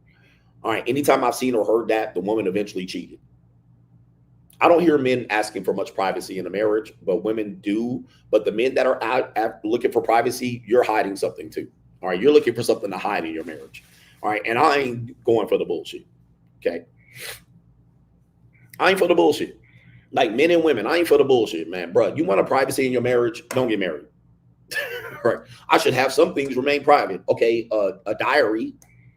All right. If you got a diary, okay, that can remain private up until the point where I think you're doing something suspect. I'm going to go review that diary. All right. Other than that, if you're living clean and doing what you're supposed to do, you can have your privacy. All right. But nah, fuck that. It is what it is. Yeah, going to girls' nights out, going to girls' trips and concerts with the girls. This is going to eventually, you guys know what girls do when they go to these places. All right. What they do is they want to flirt. All right. So this is her ability to want to now openly flirt with other men and the bartender, the bouncer, the guy at the bar. Like, this is what her spirit wants. And I can't blame them because we're human beings. We're alive. We crave these situations. You can't just get rid of it by getting married. Now, she's playing both sides of the fence. That's what she wants to do. That's what boys do. That's what girls do. She wants to be able to flirt and get a drink and play coy and see if she still got it. She wants to see if she still got that work out there. She want to be able to get a number and excitedly text someone, sneaky. She might not have no intentions of doing anything with that person in public or privately, but she wants to be able to stir it up and get the feelings and the juices moving. That's all that's happening. If people were honest, that's what they're looking for. That's what they're looking for. Sometimes they're trying to outright cheat. And oh, by the way, their girlfriends are going to help them with this. The girlfriends are going to assist them. Okay, give me a second here. I got to.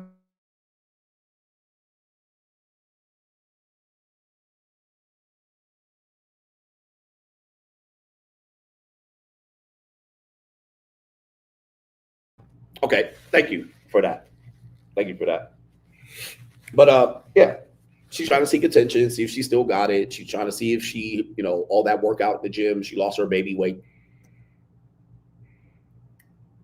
It's what we're doing. We're human beings. We're not perfect. Like, monogamy is a test. It is not a normal reaction. Right? Monogamy is a test. You're testing yourself to see if you can accomplish something that most people will never accomplish. So to assume that people naturally are inclined to do monogamy is false. People have jealousy. People don't want to see their partner or mate or spouse with another person. That doesn't mean monogamy is normal. Okay? That doesn't mean monogamy is normal. All right? Just because somebody blow their nose, niggas give me health advice. I'm sitting in front of an air conditioner, but I appreciate you. I'm sitting in front of an air conditioner blowing in my face, but thank you very much for your concern.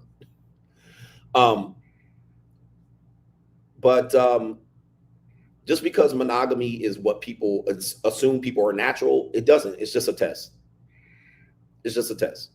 And most people do not pass this test. Most people do not pass this test. So when you realize that, then you operate accordingly. So when people start looking for ways to looking for ways to create distance from that monogamy through privacy, they're setting up cheating. They're setting up cheating every single time. Men or women, male or female, soon as they start asking for that boundary, which the boundary is okay, they're setting up cheating. Period. Okay. What they're trying to do is maintain monogamy and then also be able to set up their exit plan. Period. Ain't no other way to explain it. And there's no benefit of the doubt. I give no one the benefit of the doubt. Okay. That's what they're doing. They're trying to see how less rope that you can give their ass. All right. How much more rope you gonna give them, I should say. Okay. That's normally what's gonna happen next. How much rope this motherfucker fixing to give me to do what I am inclined to do at this particular point. Okay. Shout out to our person here. We got H Everyday says, apologies. I thought I had free speech. Not on these apps. All right, bro, I hate it, but everything you're saying is true. This is VNT. I know, man. Listen. Because I'm the truth teller, I'm the speaker of truth. Trust me, everything I'm saying, you don't want it to be that way. You don't want it to be that way. That doesn't mean I'm lying. I'm just still telling you the truth. I don't want it to be that way, coach. And it doesn't have to be that way. And not every time. I don't give a fuck. You can come up and say any of these shits. Not every time. And just because the person does that doesn't mean I'm wrong. I'm probably right the majority of the time. All right, so you hate what I'm saying, but he knows it's true. You just don't want it to be true. I get it. I don't want it to be true either. You think I want to sit up here and tell you all the goofy shit that human beings do and then say it's just the worst people of the worst. It's just the bad people. Nah, bro. This is what people do. I've seen good people do this, and this is just based on human need and desire and lust. You cannot cancel that out just because you want to get married. Just because I want to be monogamous, I want to be faithful. That doesn't cancel it out. You're still a goofy-ass human being. Caesar says, my friend Babyface is 23, and his half-lingling girlfriend is also 23. These people are extremely young. All right, 23, you're still practicing relationship. You're not even in real relationships at 23. Man or woman. So if you're 23 and you start doing and saying goofy shit to me, man, go sit down. Go sit the fuck down. So he got a 23-year-old girlfriend. He's 23. He says, can you please go off on him just for fun so we can laugh, including him about cracking under pressure of him not being allowed to watch hot Instagram asses. Please go off on him just for fun. All right. So this is a young guy with a young girlfriend. She's basically going to, Linglings are interesting people here. All right. Men and women are interesting people, but Asian women are interesting as though, because they're very sneaky and conniving, manipulative creatures. What'll happen is they'll do shit and they'll go crazy when you do it to them. Like they'll go ham, right? They'll go crazy. They'll snap out and crash out. And they doing that shit. They've been doing that shit for you for a hot minute. So he needs to watch out for her if she's half Lingling or Lingling. Asian women are sneaky and they'll get you doing shit. They're possessive and controlling and jealous. So what they'll do is you can't fuck other girls, but they'll fuck other niggas. You can't look at other girls, but they'll look at other guys. All right. They're very controlling in this thing here. And one thing they use as a defense mechanism is crazy. They'll ignite the crazy. All right. That's what they'll do.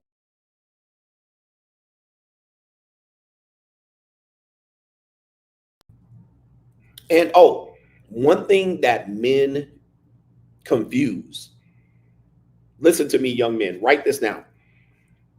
One thing that men confuse with a woman that is controlling and possessive of them, one thing that they'll use to find this out is how jealous the woman is. How jealous does this woman get? Is she jealous and possessive? Is she crazy about me? Does she react negatively about me with other women? You'll think this is endearing when you're young. You'll think that this is powerful. Your ego will go crazy. She really must love me. She can't see me fuck another guy, a girl, pause. She can't see me. You'll think she really loves you. When she grabs a knife and say, I'll kill myself if you was with another girl. I couldn't live with this idea. I couldn't even want to see it. Don't tell me, I'll crash out. You'll think she loves you. You'll think that she will never cheat on you. Oh, this woman might not ever cheat on me because she can't see me with another woman. That doesn't mean that. I want you to understand that that does not mean that. Just because she's crazy about you and possessive and jealous, this goes for men too. Just because you are crazy, possessive, and jealous does not mean you're faithful. It doesn't equal that. This goes for Latino women too. Latino women tend to do this. Black women tend to kind of do this. But Asian women and Latino women are the biggest victimizers of this. They will get you to substitute her crazy affection for you for your belief that she really loves you. It's not true. That she's loyal to you and faithful. It is not true. This goes down as some sort of crazy attachment, right? It's an attachment to you where she's trying to keep you for herself for some reason down the line, and then also keep her independence and her ability to do other shit on you. She knows that this has gotten men to believe that she loves you based on this. It's not true. And I want men to understand this. Just because she goes crazy about you just looking at another woman does not mean she's faithful, loyal, and monogamous and loves you. This possessive, it is controlling, it is manipulation, it is pretty much showing that she's not stable and insane. But she will fuck someone behind your back too. Okay, same thing. And men to women, same thing. Just because a man jealous and possessive and controlling doesn't mean he ain't gonna cheat on his wife either.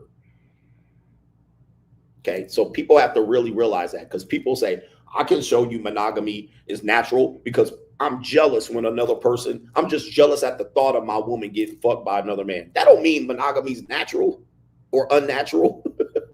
Just because you jealous. Okay.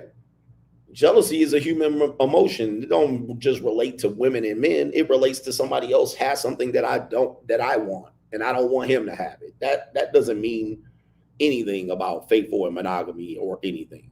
So anyway. Anyway, I got like a couple more. Jay McGee says, what's up, coach? This is coming off the guy getting a divorce at 54. Should married men have a side account in someone else's name to have money already when the divorce comes? Well, I've suggested as much in my book, but you got to do it the right way, because if they attribute that money to community property, you can get cooked. All right. And if she finds out, which she will, that this account exists, then they're going to get a forensic accountant to figure out how that money got in there. And if it got in there with you depositing it, it's going to be in court. All right. Lameek says, they about to have coach like, thank you for that $10 Ko-Fi. Next time, make it 20, but thank you for the 10. I know you barely had that. The unapologetic Prince of Panhandling, Dr. Umar Johnson. All right. Please do not mess up my bag because you want to think you have free speech. Dr. Beto, since I've stopped being stingy, ever since I started donating again to you, my money is up. That is the karma rule. Isn't that interesting? Support who supports you. G. Lee, I don't know if you heard, but NFL player Rashawn Slater of the Chargers finalized his divorce right before he received his new contract, a la Eric Spoelstra. He dodged the marriage wheel like Neo. Now, so he might have dodged that. So hopefully, congratulations for him for that. So he finalized the contract after his divorce. So it only would affect child support. Johnny Vegas says, looks like the T app indeed is the Trojan horse that compromised these 304. And boy, was it bad. The T app was hacked and identities and addresses of these booger wolves was exposed. Along with these piece of face belugas and muskrat queens, Negro Damas strikes again. Shout out to you. Congratulations to the T app, the Trojan horse. Right? It could have been possible that was the purpose of the app, was to get women to give up information about themselves to do some sort of social experiment. Do we have time today? Let me see if we got time. What the Tika's asking. Okay. Tikas are good. Oh, wait a minute. Okay, I see what happened here. All right, we do have time for this. The evil world we live in. Do we? Let's just do the main event, because the main event is going to take a while. The Bobby Alftall story will be for tomorrow. So let's go to the main event. Ding, ding, ding. All right, ding, ding, ding. Let's see here. All right, this might take a while because it's a long video and I'm going to have to skip through it. But the main event is going to be 10 brutal truths about women. You know, CGA tells you can either love women or understand them. You cannot do both. All right, any men trying to love a woman will inevitably not understand her moves and her motives, because you will frame it as, well, why would she do that to me? She loves me, right? If she loves that, why would she hurt me? Well, if you understand women don't see them hurting you. They see themselves as protecting themselves. They see themselves as testing you out. They see themselves as shit testing you. They see themselves as trying to see if they still got it. They see themselves as testing to see if you still love them. So yes, they will set you up for failure. Okay. In essence, this woman right here, who's let me share her name and her channel. Her channel name is, I think it was a Russian name, Margarita. Well, let's just call her Natasha. All right. I can't really tell what her name is, but it looks like a European, London, Russian. She looks Russian or Russian area based. I can tell by the shape of the head, the straight hair, the blonding hair, whether real or fake, the eyeballs, right, the googly eyes. She might be even Australian. I'm not sure. But her last name seems like it's Nazarenko. All right. That's definitely a Russian or Russian-oriented, possibly Ukrainian last name. I can't really put my finger on it. But she is a relationship femininity coach. I think I've played videos of her before. She's going to talk about the 10 brutal truths about women. And this will make you mad. I said it will ignite the Mitches. All right. So we're going to hear the truths. There is also a lot of explanation and possible rambling after each truth. Okay. Okay. There's going to be a lot of rambling and filling in. So I'm going to try to get around all of that. All right. But she does present these truths and we're going to see if she's right. Let's start off with truth number 1. Okay. I think I have it on double and triple chipmunk speed. So we're going to slow it down just a little bit. And she has an accent, so it's going to be hard to understand. truth. Women don't actually like men. They like the idea of men. I think often women are misguided about what it actually means and what men actually are. I think they like the romantic notion of men, and they like almost to fantasize about the idea of a woman in a man's body, that they might have the same romantic notions as us, that they might fall in love like us, that they might love like us, like this nurturing love that we experience as women, that men might have it as well. Women spend years and years, this is where I got this from, trying to change men into something else. Men don't, unless they are narcissistically prone, try and change women into something else. The biggest tragedy for men is that they meet a certain girl and then she changes, and that is tragic, lads. Women do change with time. Everyone changes, right?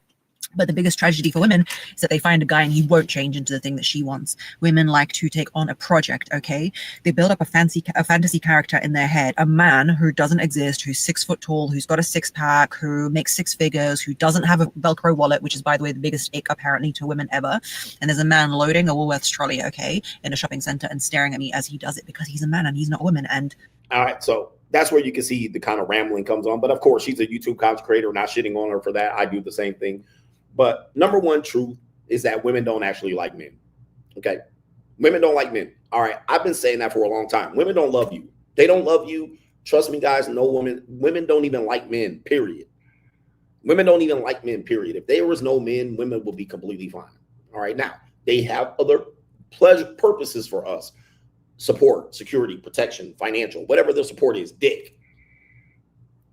That don't mean they like us. That doesn't mean they like us. I've been said that a long time. Women don't love you, man. They love the idea of you. All right. This is why they're constantly comparing you to mystery man, or the man they once fucked, or the man they once dated, but they ain't kept the guy didn't marry her, nothing. All right. They're constantly comparing you to the tall guy they fucked, and the rich guy they fucked, and the guy they dated once, and the 6-pack app they got, and the rich, generous man, and the beauty. They're constantly comparing you to this, and they manifesting this guy, and then they'll find this guy, and that guy will have 50 women. So they don't really like us like that. And in fact, if I can say this, because a lot of women will be like, Coach, man, I got a boyfriend and I love him. I got a husband and I love him. All right. But you love 1 in 4 billion men. Out of all the men that you love right now, you would love 1 in 4 billion. Every other man is incompatible with you. And every other man that you had before that one man has been incompatible with you.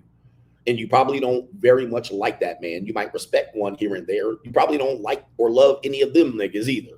All right. So with that being said, this is a truth. And it's a truth that I understand. So I don't have this burning desire for women to actually like me. All right. I don't give a fuck. She don't like most men.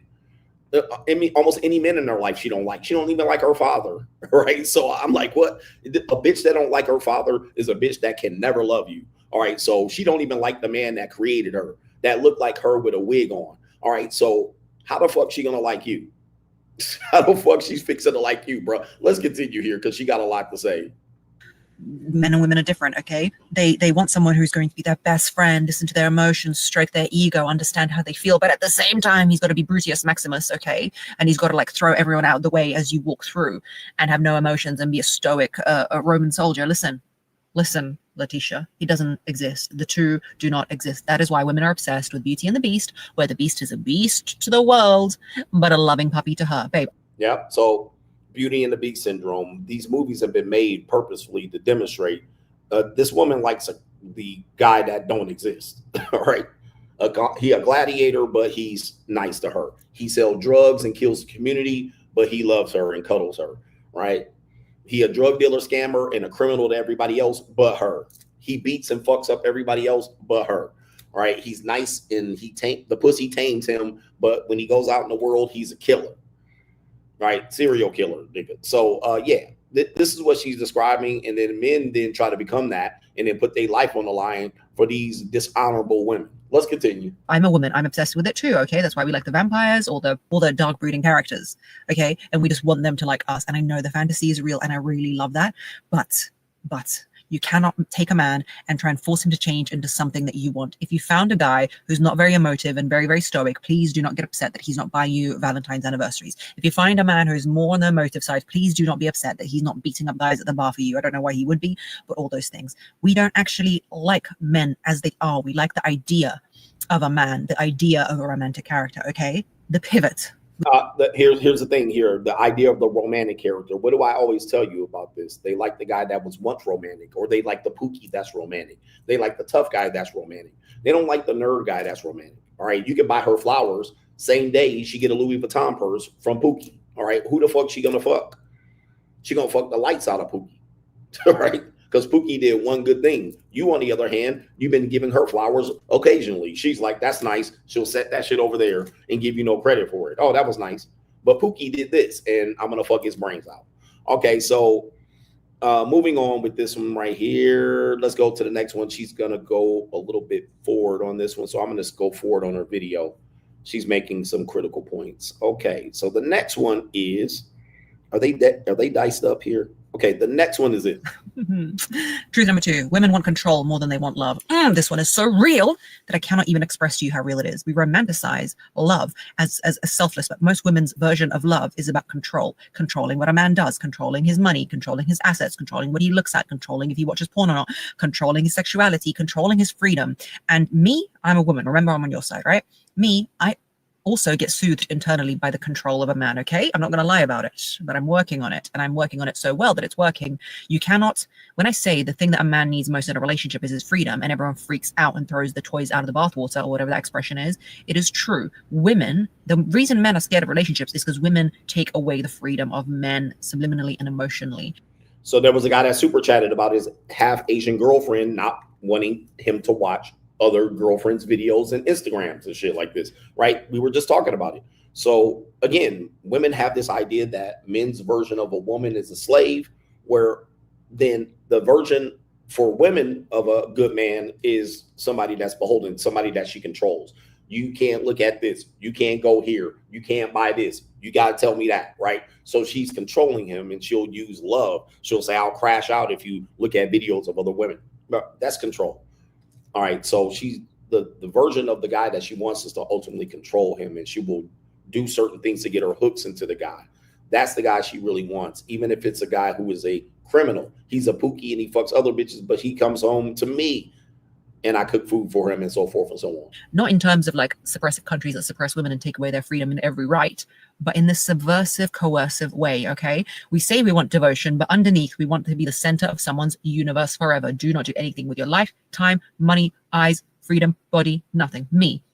And I understand because you're a goddess and so you should be worshipped. Someone's calling me, 1 second. Sorry for that. Someone's calling me about something that is really not important, and a spam call. He's going off there. She noticed she started using money, energy, attention, and time. All right. So you're going to pay in one way or another. If you don't pay with money, she's going to make you pay with time. All right. So you're not going to give me money. You're going to spend time with me. If you're not going to give me money and spend time with me, you're going to pay attention to me. So eventually she wants to be able to control these things. And then once the relationship progresses, she's going to get control of all of those avenues. All right. Money didn't matter at first, but now the relationship progresses. Money matters. Okay. So it might not matter initially, but she just wants your time. I don't want a man's money. I want his time. She gets the time. Eventually, then the money's going to come with it. Because when she finds out you are spending money on other women outside of that relationship, she's going to want access to that money. Why are you spending money on her? You can spend it on me. Okay, so let's continue here. She's got a lot to say, so we got to cover it here. And I'm sick of sitting in front of this air conditioning. All that for me, because they don't want me to share the goods, share the knowledge. Okay, we want to be the center of somebody's universe because it's almost like a soothing thing. You know what I mean? It's almost like the dad who didn't love us or the boy who didn't choose us at school. We have this toxic feminine trait of, unless he has given up all of his freedom and all of his time and all of his ways that he does things, then I don't feel loved. The notion that a man's most important thing is to have his freedom to remain himself, not have the freedom, ladies, don't freak out, to go to the bar and sleep with every single woman there. Just the freedom to remain himself triggers you so much. You understand? Yeah, it triggers them. And again, I tell you, just because it triggers them doesn't mean they love you. What'll happen is you'll give that up early in a relationship, and then that very thing you give up, she'll go do it. Like, for instance, you don't go to bars and nightclubs. You don't go there. She'll try to get you to give that up.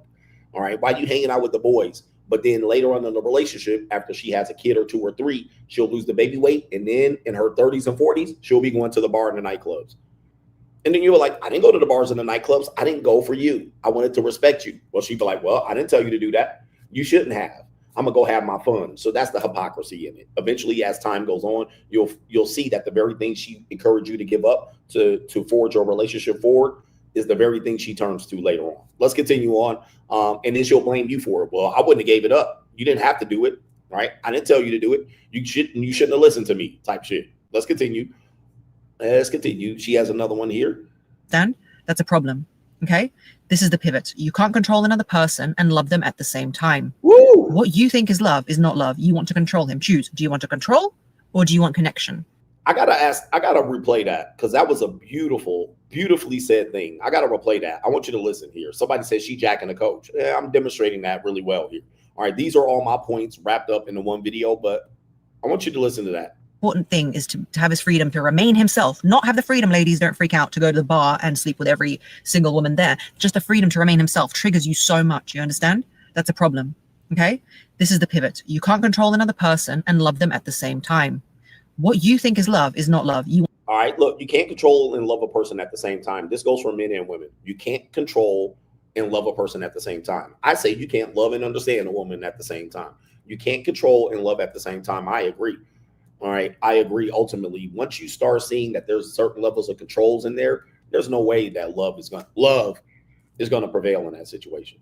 All right, now if you're assuming that, again, control doesn't, let's see here. Want to control him. Choose. Do you want to control or do you want connection? If you want connection, then you have to let someone be who they are, Jessica. Yeah, let them be who they are. If they're going to cheat, they're going to cheat. If she's going to cheat and you have her, look, just because you got her location and you got her text messages and you sign into her phone, you're going to think you're going to stop her from cheating. No, you're not. They're just going to find a way. All right, that's all they're going to do because that's who they are, male or female. That's who they are.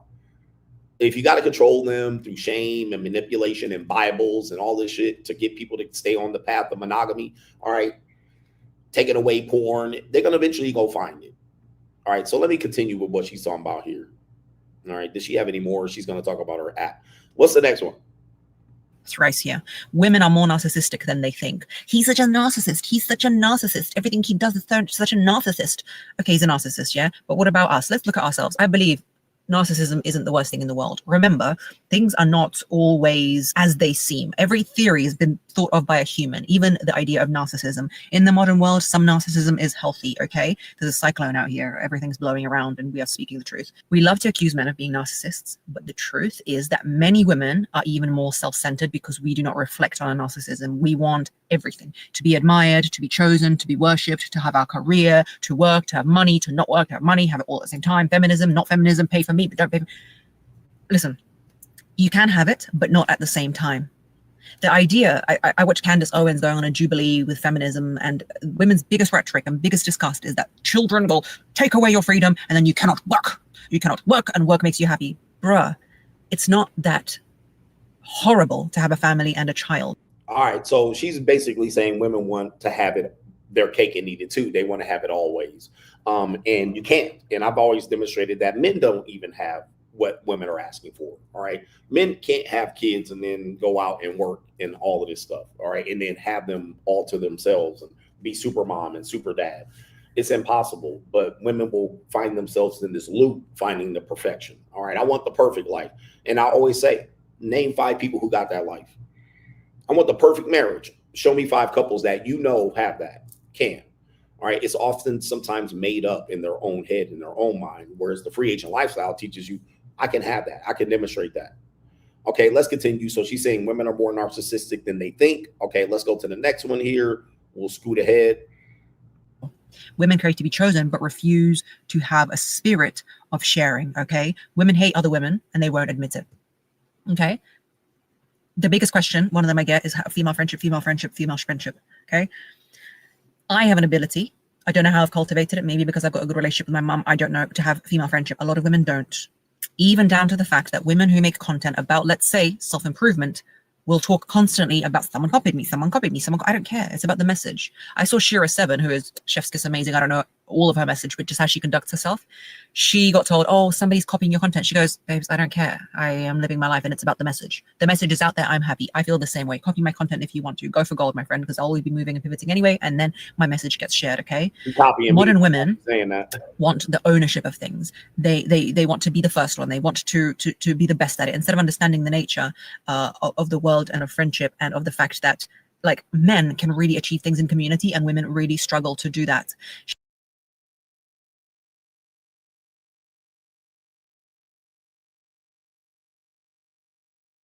and they won't admit it. Okay. Women crave to be chosen, but refuse to have a spirit of sharing. Okay.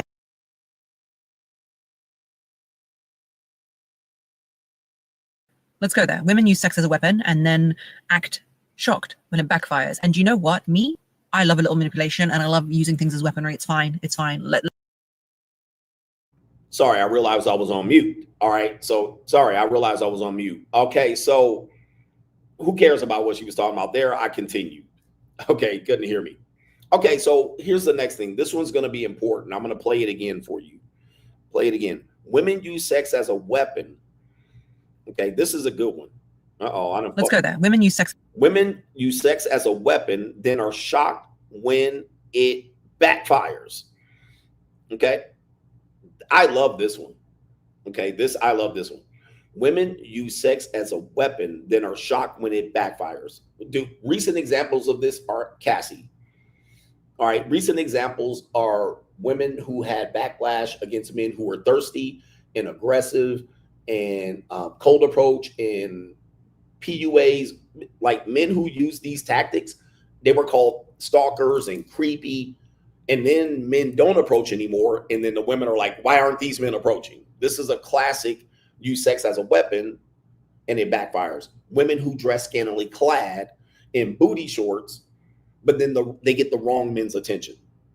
Okay, the wrong men open their mouths. The wrong men leer at them. The older men leer at them. They're 19, 20, 21 in booty shorts, but they want to control who looks at their booty. They want Chad and Tyrone to pick them because of their booty shorts or their makeup or their hair extensions, but they keep getting picked by the wrong guys. They want Chad at the office to sexually harass her, not Steve at the office to sexually harass her. Girls at the gym, they want to wear bra and panties at the gym. And if they catch the rich guy, the Chad, the Ray, that Tyrone, if they catch him, it's fine. They catch the creepy guys, it backfired. So now it's somebody else's fault. This is women in a nutshell. They want to be able to use it to gain, but then if they don't gain and they get the opposite, they get ridiculed, they get leering eyes, they get women talking shit about them. They don't want that part. So they want to use sex as a weapon to gain, but when it backfires, everybody else is the problem. All right. Particularly young women want young men to watch them, but when older men watch them, we're creepy. Let's continue. As a weapon and then act shocked when it backfires. And you know what? Me, I love a little manipulation and I love using things as weaponry. It's fine. It's fine. Let's do it, ladies. Yeah. But if you are going to use your sexuality to attract some cockroach of a man, yeah, and then cry about it and complain, I don't feel bad for you. Why don't we use our sexuality and sensuality to make men better? Just better people. Like, why don't we choose, like natural selection, to sleep with good men who do good things, as opposed to random, abusive, hobo-ish type of people?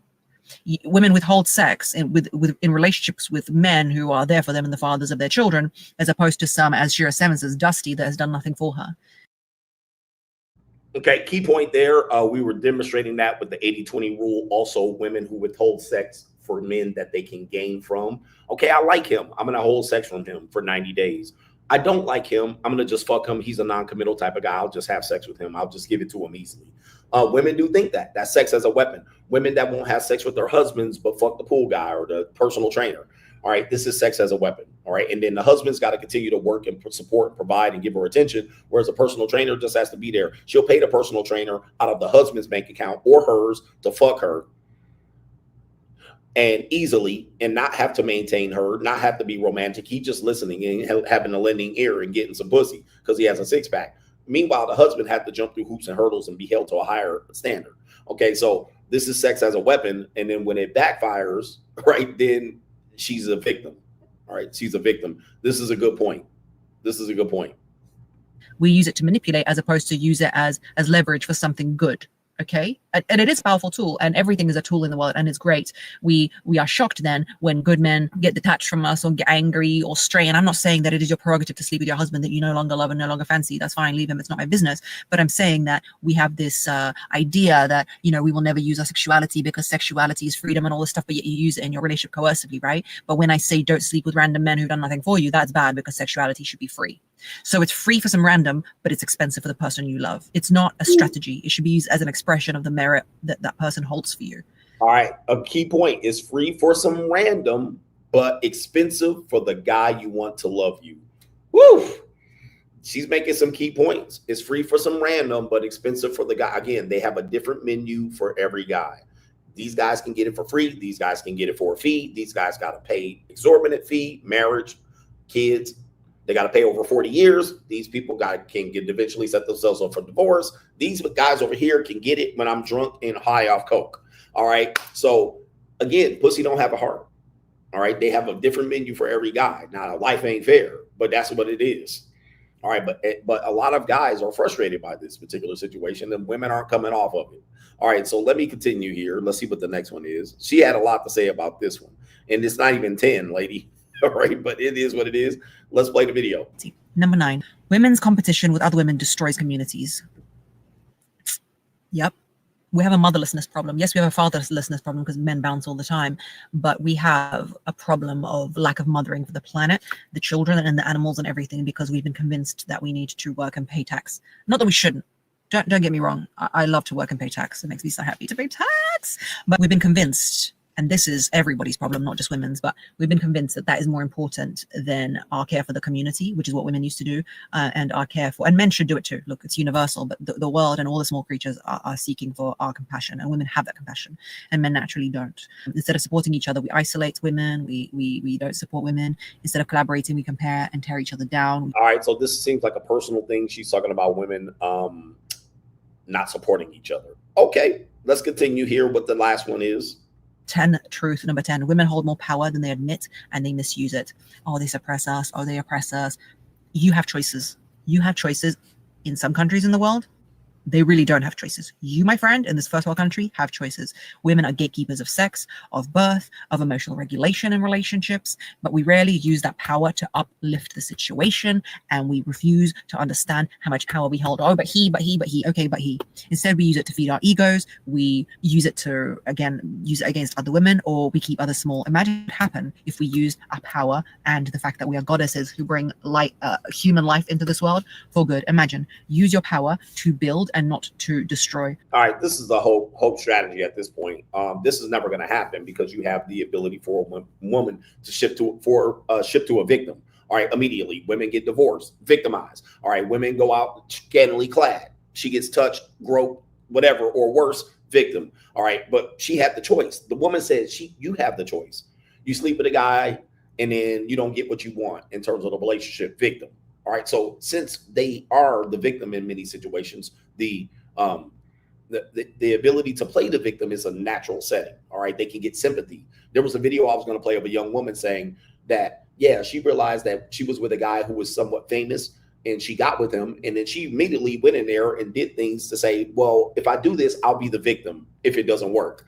So they're naturally showed and demonstrated that they can do that. The woman that said she got kidnapped by a man wearing an orange wig and she saw a midget on the side of the freeway, right? You don't get punished. You become the victim of a circumstance when you were just trying to gain attention from your boyfriend.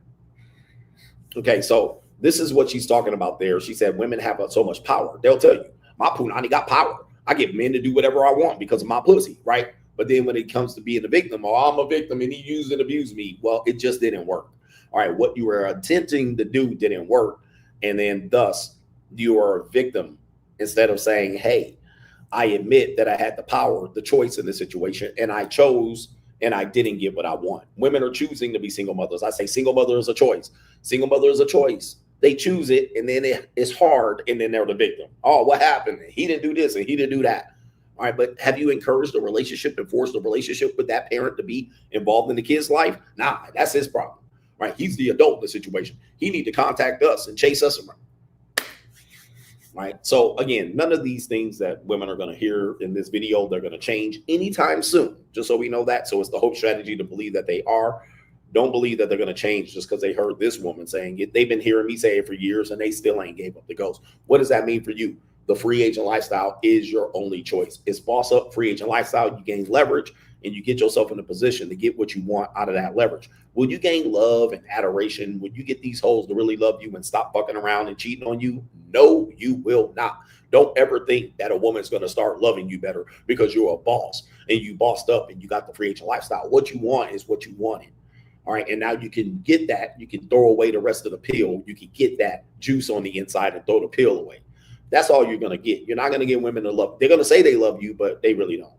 Okay. They really don't love you like that. They love what you can provide and what you represent. That's what they love.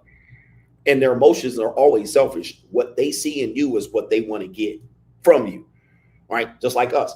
What they see in you is what they want to get from you.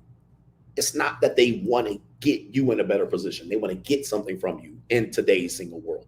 Anyway, do me a favor, hit the like button. We're going to do the rest of the super chats, and I'm going to get out in front of this damn air conditioning. All right. It's crazy. It's like right here blowing in my face. All right. This is the type of thing that does make you sick. But I got to have this air conditioning on because I'm in tropical weather. All right. And I'm here in rainy season. This is called rainy or wet season. So it is not the ideal season to be here, but things are cheaper, and you got your shot at a lot of Tikas out here because a lot of people travel during this time here. All right, this is their non-peak season. Okay, let me change this banner. Shout out to you from Costa Rica, and let me get to the support on the way out. Shout out to Johnny Las Vegas. And shout out to the people that didn't recognize me all over the world. All right, refreshing the screen. We got JC says, my ex went to extreme measures to cheat, from elaborate lies to renting fake Airbnbs. I believe, and I truly believe, that woman was finding a thrill in getting caught having forbidden sex. Okay, again, like I said, a lot of the woman's world revolves around us and how we react to them. And I'm going to say this, guys, if a woman has been getting attention from you based on her behavior with other men, your belief that she's cheating on you, and you then start saying, I'm going to put these parameters on you to catch you, you realize you just made a game for her. You just made a game for her. In many cases, she won. She's winning. Say, for instance, I wasn't paying attention to a woman. Here she is. I'm not paying attention to her. She running them up. She doing whatever the fuck she want to do. And then eventually I'll be like, hey, what the fuck is going on here? Like, what are you doing? And then she says, well, I don't know. And then you start looking at it like, wait a minute, you're not supposed to be doing this. You're not supposed to be doing that. I thought it was this. I thought it was that. And you're like, you know what I'm going to do? I'm going to put my pimp hand strong. You know what I'm going to do? I'm going to follow your ass around. You know what I'm going to do? I'm going to just follow your locations. You know what I'm going to do? I'm going to FaceTime you every time you out. You know what I'm going to do? Every time you say you going out somewhere, you can't go. You know what I'm going to do? I'm going to make you spend more time with me so you ain't out here cheating. You just gave her what the fuck she wanted. She just made a game. That's like you made a game for a kid. And she's like, okay, I'll play. Now she also knows that going behind your back is going to get your attention. Now going behind your back is going to get attention. Now she texting other niggas. She like, catch me if you can. Catch me if you can. I'm over here. You see what I mean? You just played a game. And now she's like, cool. You got to realize nobody else gives a fuck about this bitch. Nobody else gives a fuck about her that much. Nobody. Her mama, her daddy, her bald-headed granny with the polka dot panties. No man, nobody else gives a fuck about her but you. You think she ain't fixing to eat this shit up? She like, all right, cool. Catch me, nigga. Tag, you're it. Ha. It's like your dog. You trying to get your dog and standing out in the street. You're like, come here. And the dog's like, and then you walk towards the dog and the dog steps back. She like, this is a cool ass game. When was the last time somebody played this game with me? Right? Nobody's played a game with this, like with me like this for years. This is interesting. And then she keep fucking around. Oh, I fucked up again. What are you going to do? What are you going to do? Don't fuck up next time. This is a game to her, bro. Next time you fuck up, I'm going to give you rough sex. Punish me, daddy. All right. Smack me, choke me, spank me, whoop me. That's what I want. That's what I want. So you just made this interesting to her. And she getting a lot more attention from you than she was getting previously. She's like, cool. And I'm going to still get my side dick on the side. Right? I'm going to still get dick on the side. And you still going to forgive me again. You're still going to punish me. Come on, man. But you a grown-ass man. You ain't got time to be trying to follow these bitches around, trying to not throw they pussy around the city. She want to throw her pussy around the city and damage her shit. Go ahead. All right. Now you beating her up and choking her, and she taking pictures for evidence against your monkey ass later on. All right. This is a game to them, man. Larry C says, Coach, you speaking straight facts. Just told my wife today that I'm the only one she ever loved. Then she said the rest were 9s and 10s. Wow. He says, I'm cooked. He said, shout out to you and the Coach Gang. Epic money mindset last night and enjoy the Costa Rica Ticas, the Costa Ticas. He said the rest were 9s and 10s. And Larry, yeah, you are not a 9 and 10. Sad reality. Sad reality. But again, in their world, they had a 9 or a 10 that was going to love them and keep them. All right. And you were she just gave you a chance. Let me tell you something, guys. Women have a lot of men in their lives. They don't have a lot of men that are going to keep them for life. They'll get fucked for a minute, 10 minutes, right? They'll get taken out for dates for an evening. They'll have weekend fucking adventures. They have niggas that clap their cheeks routinely over periods of 5 years, every weekend, every week. But they don't have is goofy ass niggas like you that will drop down on one knee and marry her motherfucking ass. That's what she ain't got. She ain't got enough of them. She got handsome dudes, chisel jaws, 6-pack niggas that'll blow her fucking back out on request. That will nut on her and nut on her eyes. Okay? She got plenty of them. An unending roster full of. But she ain't got is some goofy ass niggas that will throw their life on the line for their ass and then have her come out with the fucking great parachute on the other side. They got plenty of men that will pay $400, $1,000, $1,500 to fuck her right now.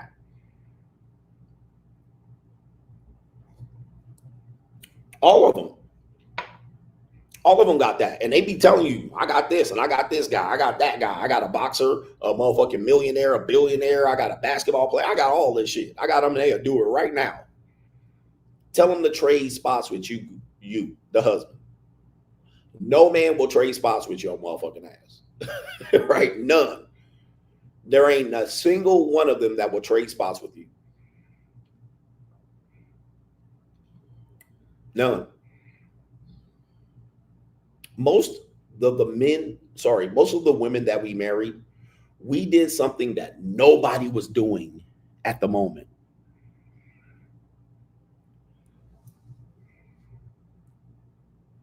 This is sad to understand. And you could look at this down the line.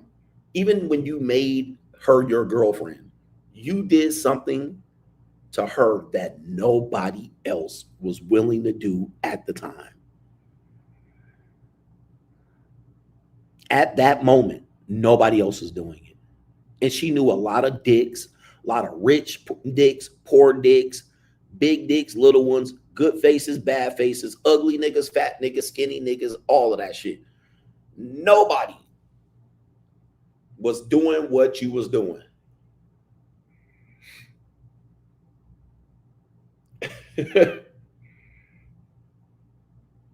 What you was willing to do. Zero. She'll tell you that them dudes was around, but none of them was going to do what you did. Zero.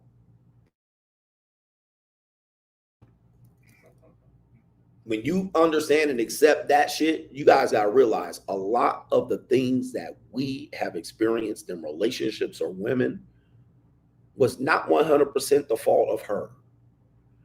A lot of us, it was a fault of us. We chose that bitch. We did it to ourselves. We tried to handcuff this bitch. We tried to put this bitch and keep her in pocket.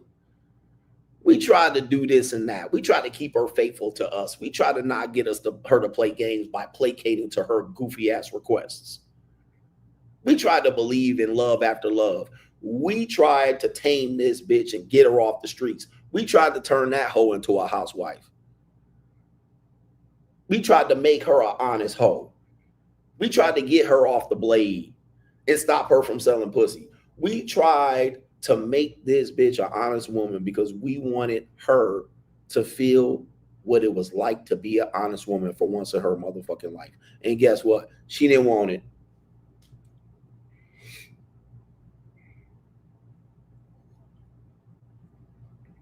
She got it and still didn't want it. The women that made us who we are and demonstrated and showed us in that life showed us that we were the one with the faulty judgment. We were the ones that wasted our time. We was the one trying to motherfucking pound a square peg into a round hole. We were the ones that didn't understand the game.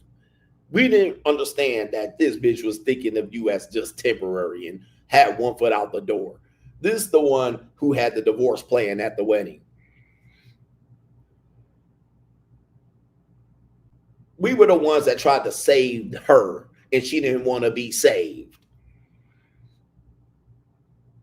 We were the one trying to monitor this bitch so she didn't throw her pussy around the city, and she still threw her pussy around the city, and we felt a certain way about it, and we got our feelings hurt.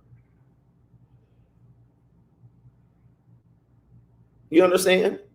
And that's part of accepting and moving forward. And when you catch yourself doing it again, nigga, you can slap yourself in the goofy ass face you got.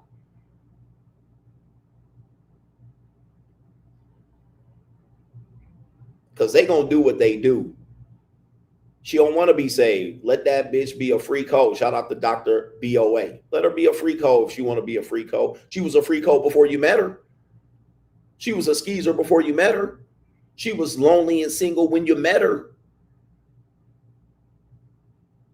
Bitch, the only thing you changed was her motherfucking life by your decision. She was floundering. She was just fucking in a ghost of dick on Tinder. That's what she was doing. She was having bad date after bad date after bad date. And here she come. All these guys just the same. And here you come. I'll be different, ass nigga.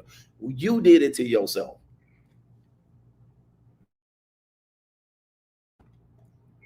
Now, when you realize that and say, man, throw this bitch back into the street, restock, feed this bitch, put this bitch back out here on the marketplace, what you going to find is she going to be in dick carousel heaven. She's going to be getting dick down again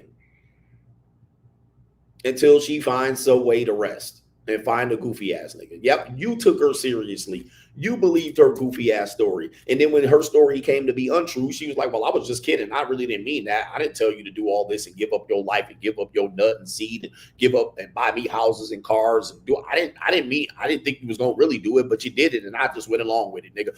Hey.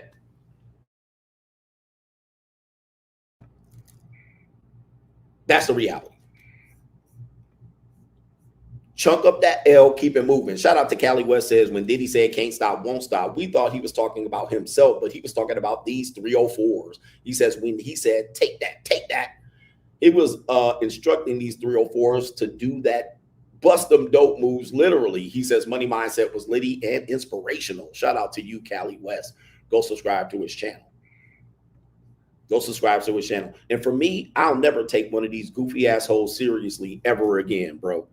Never again, man. All right, every time I catch myself taking a hoe seriously or a woman seriously, nigga, I slap myself in the motherfucking face. All right, I go out to a brothel and fuck about 10 of them and say, this bitch would have been number 11. All right, it ain't no big deal. I was getting the pussy anyway. Why would I need to take her seriously?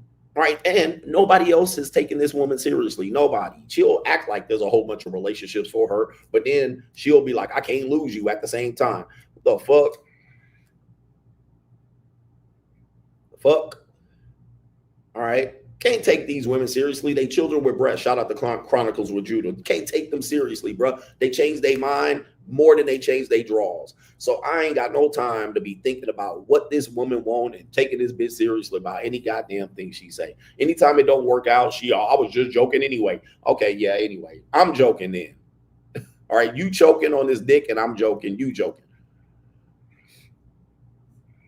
right, but keep tempting fate. All right, I got a good one, coach. All right, well, hold on to that bitch. All right, hold on to that goofy ass broad you got, and let's see, nigga. All right, check in 5 years and see what the fuck you got. All right, but I hope it works out for you. I ain't rooting against you. I ain't rooting against you, nigga. But the time is not in your favor, nigga. Time is not in your favor, bro. All right, let me see here. We got a couple more. No. Yeah, I think that's it over on PayPal. And my eyes are, whew, I need to get my eyes checked. All right, this little laptop ain't it. Hey, man, look, one thing I know, man, I'm going to tell you this on the way out.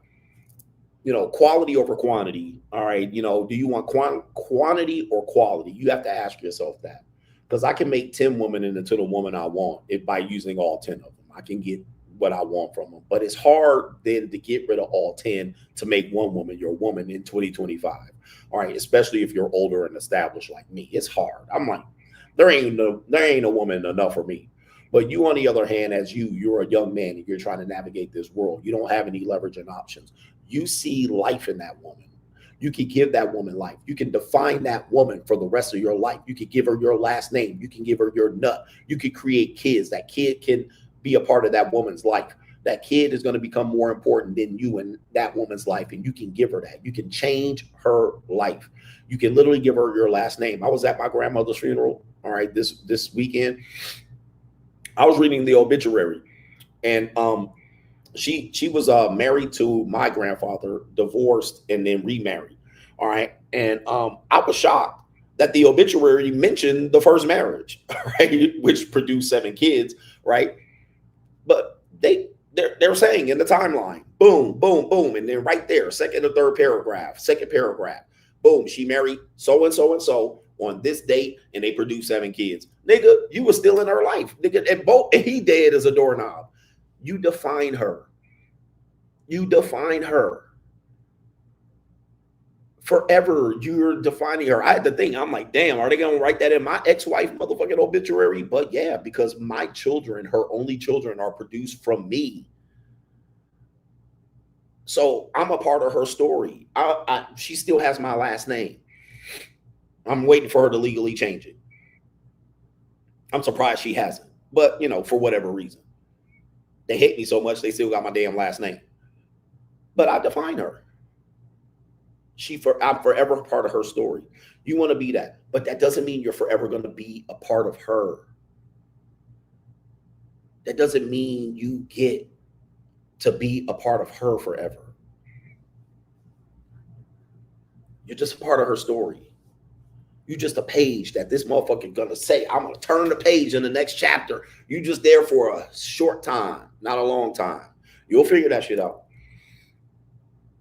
You'll figure that shit out. And why would she want to change her name? Nigga, my name is being made as a positive from here on out, unless somebody stops that. So she definitely want to be a part of that. Who wants to not be a part of it? Okay. So that's where we are with it. That's what you need to wake up to. And that's our reality. Shout out to the Coach Gang. I got to get up out of here, man. Thank you for the support in the show. Thank you for the show. But we out of here. Peace.